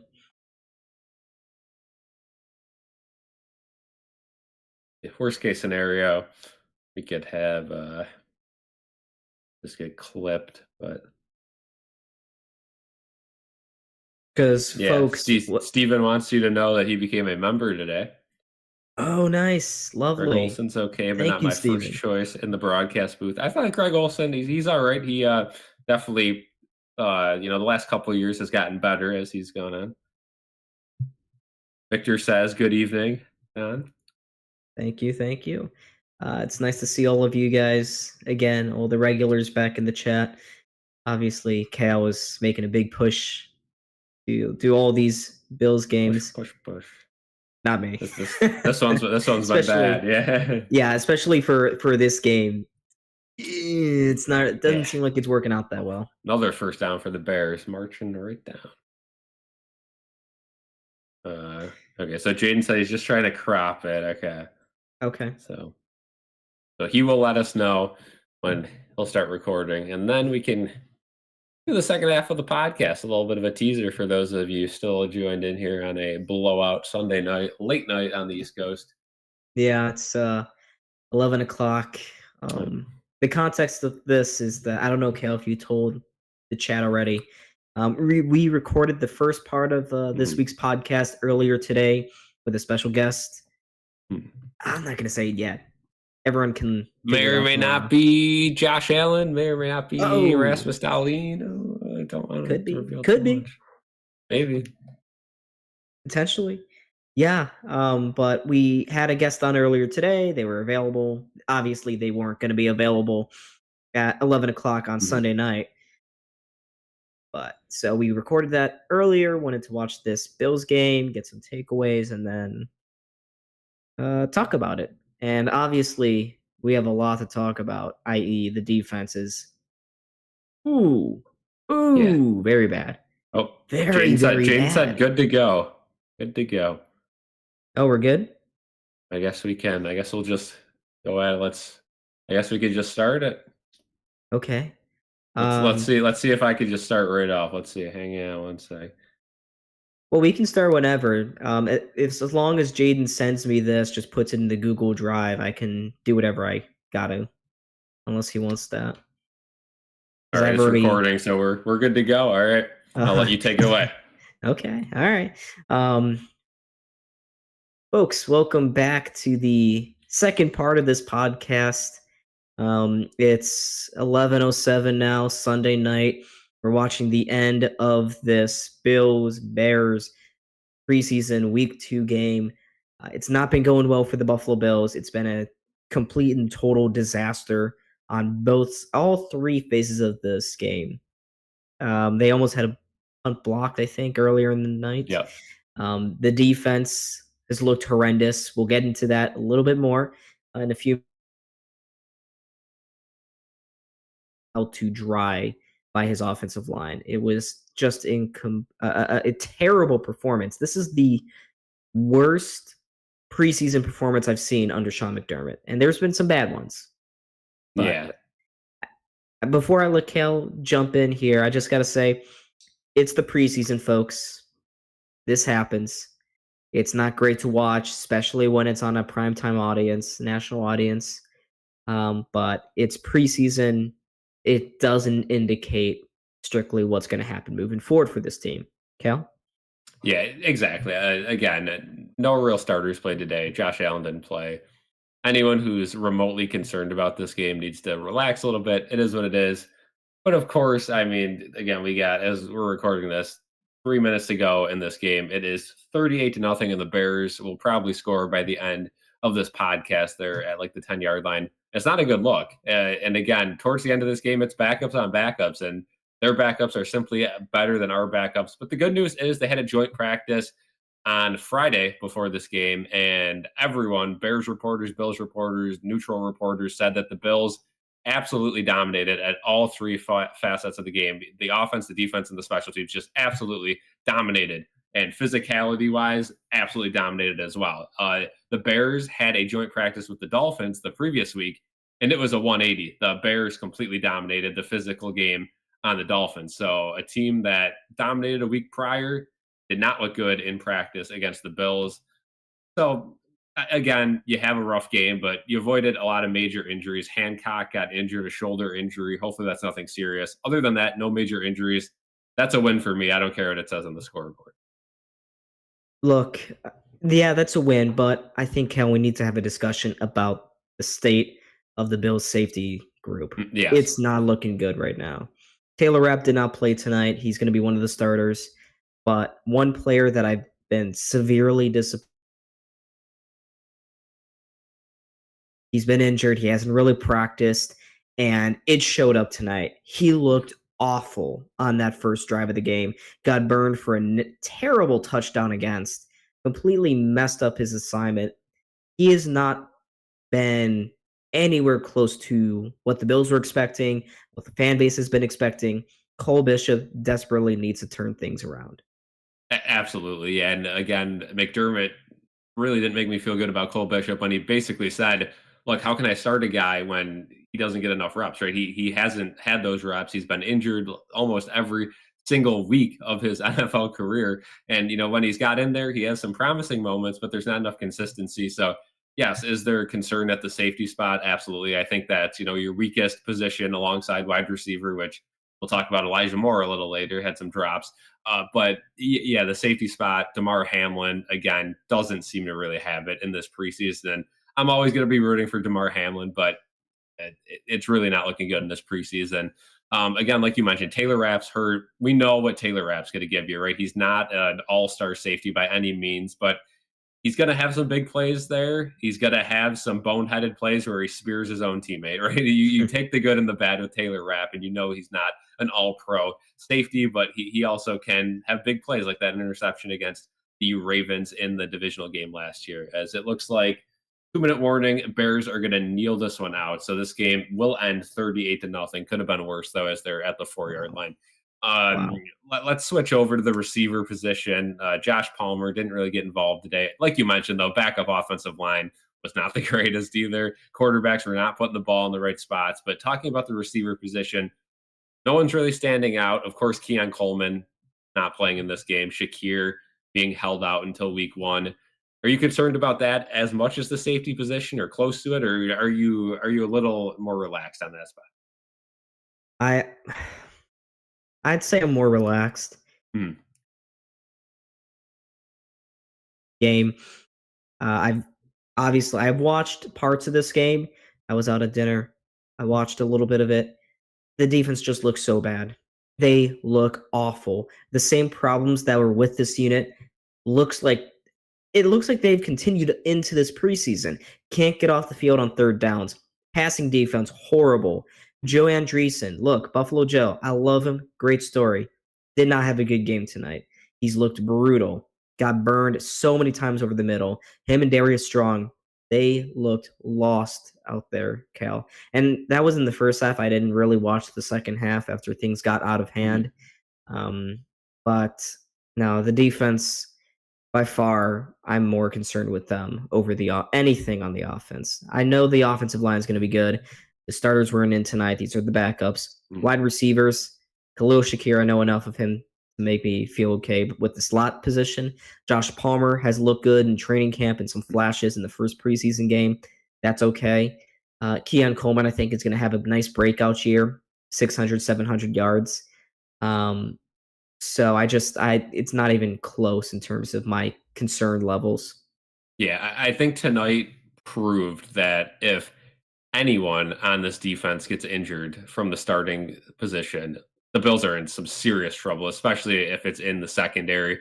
The defensive line has a little bit more depth. We know the Bills like to keep a couple extra guys on that defensive line and do their little rotation where guys play 2 snaps, run off the field. And we've been doing that for the last 5 to 6 years. And again, it's up in the air with fans. Some fans like the idea of it. Some fans say it doesn't let anyone get in rhythm. And to a point, it hasn't, right? We've seen how many times do we see like Rousseau, Epinesa have one good game and then they just can't seem to get the consistency.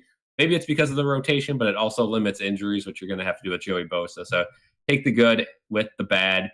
Not a good showing, but the Bills still have one more week to kind of get everyone's heads in a better spot before the regular season starts. Worst case scenario, you get blown out again next week, and then you're back to 0-0 against the Ravens in 2 weeks. It's a tough look. It's a tough look for sure, but I'm not too concerned. Field goal wise, we had a missed field goal today, a deeper one. Doesn't really matter. Tyler Bass is coming back next week, most likely. If not, you got Ray Davis. Special teams, though, I want to say, they've had plenty of opportunities, especially this game, getting scored on so much to have some good returns. Haven't really gotten any solid returns, that nothing really past the 30 and a whole lot of penalties too. Undisciplined football, which has kind of become a trend under Sean McDermott. I get its backups, but it just seemed like every play tonight was a penalty or a lost yardage play or a bonehead mistake.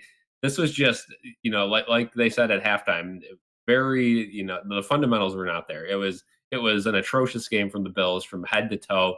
And I kept saying during the stream, there's got to be something to talk about post game and into next week.